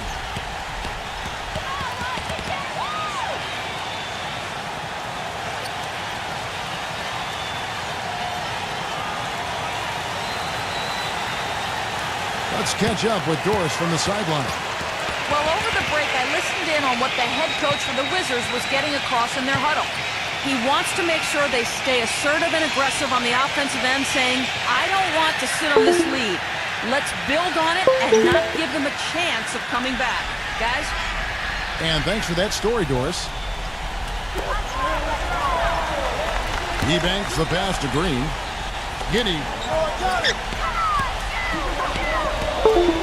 To the middle. Lock at 6. Wizards passing it around. There's Green with the 3. That's good. Green's got 32 points in the game. It's hard to imagine them not running away with this game if they can continue to shoot the ball like they have been. Steve, everything is falling for them this half, and they haven't had any empty possessions, scoring on every trip.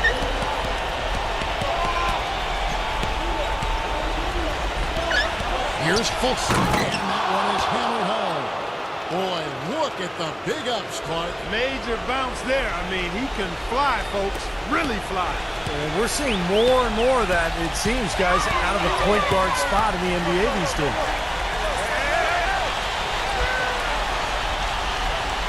We've got 1:48 left in the game. Shot is off. Celtics trail by 11. This is to DeRozan. And that one hits back iron. Wizards have gotten exactly 2/3 of their shots to find the bottom of the net here in the fourth, 8-12. Here's Green. So the whistle blows on the shot and 2 free throws for the contact right there.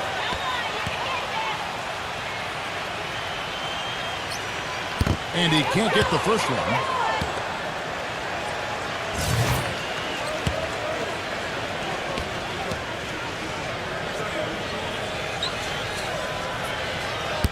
And he misses the second one as well, so he's 0 for 2 that time. Celtics have gone 7 of 13 from the field here in the fourth. Green with the rebound.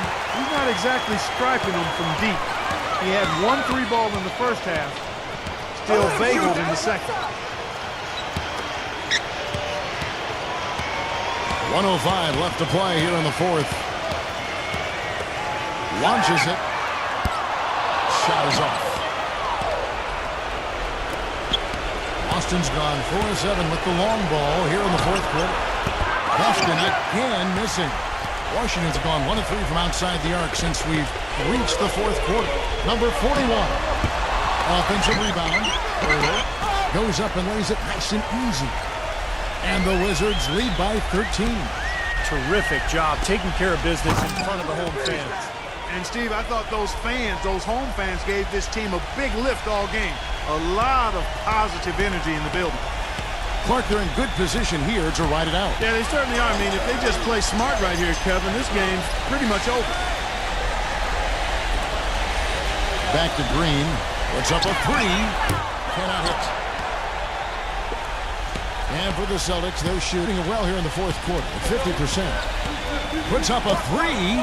That's good.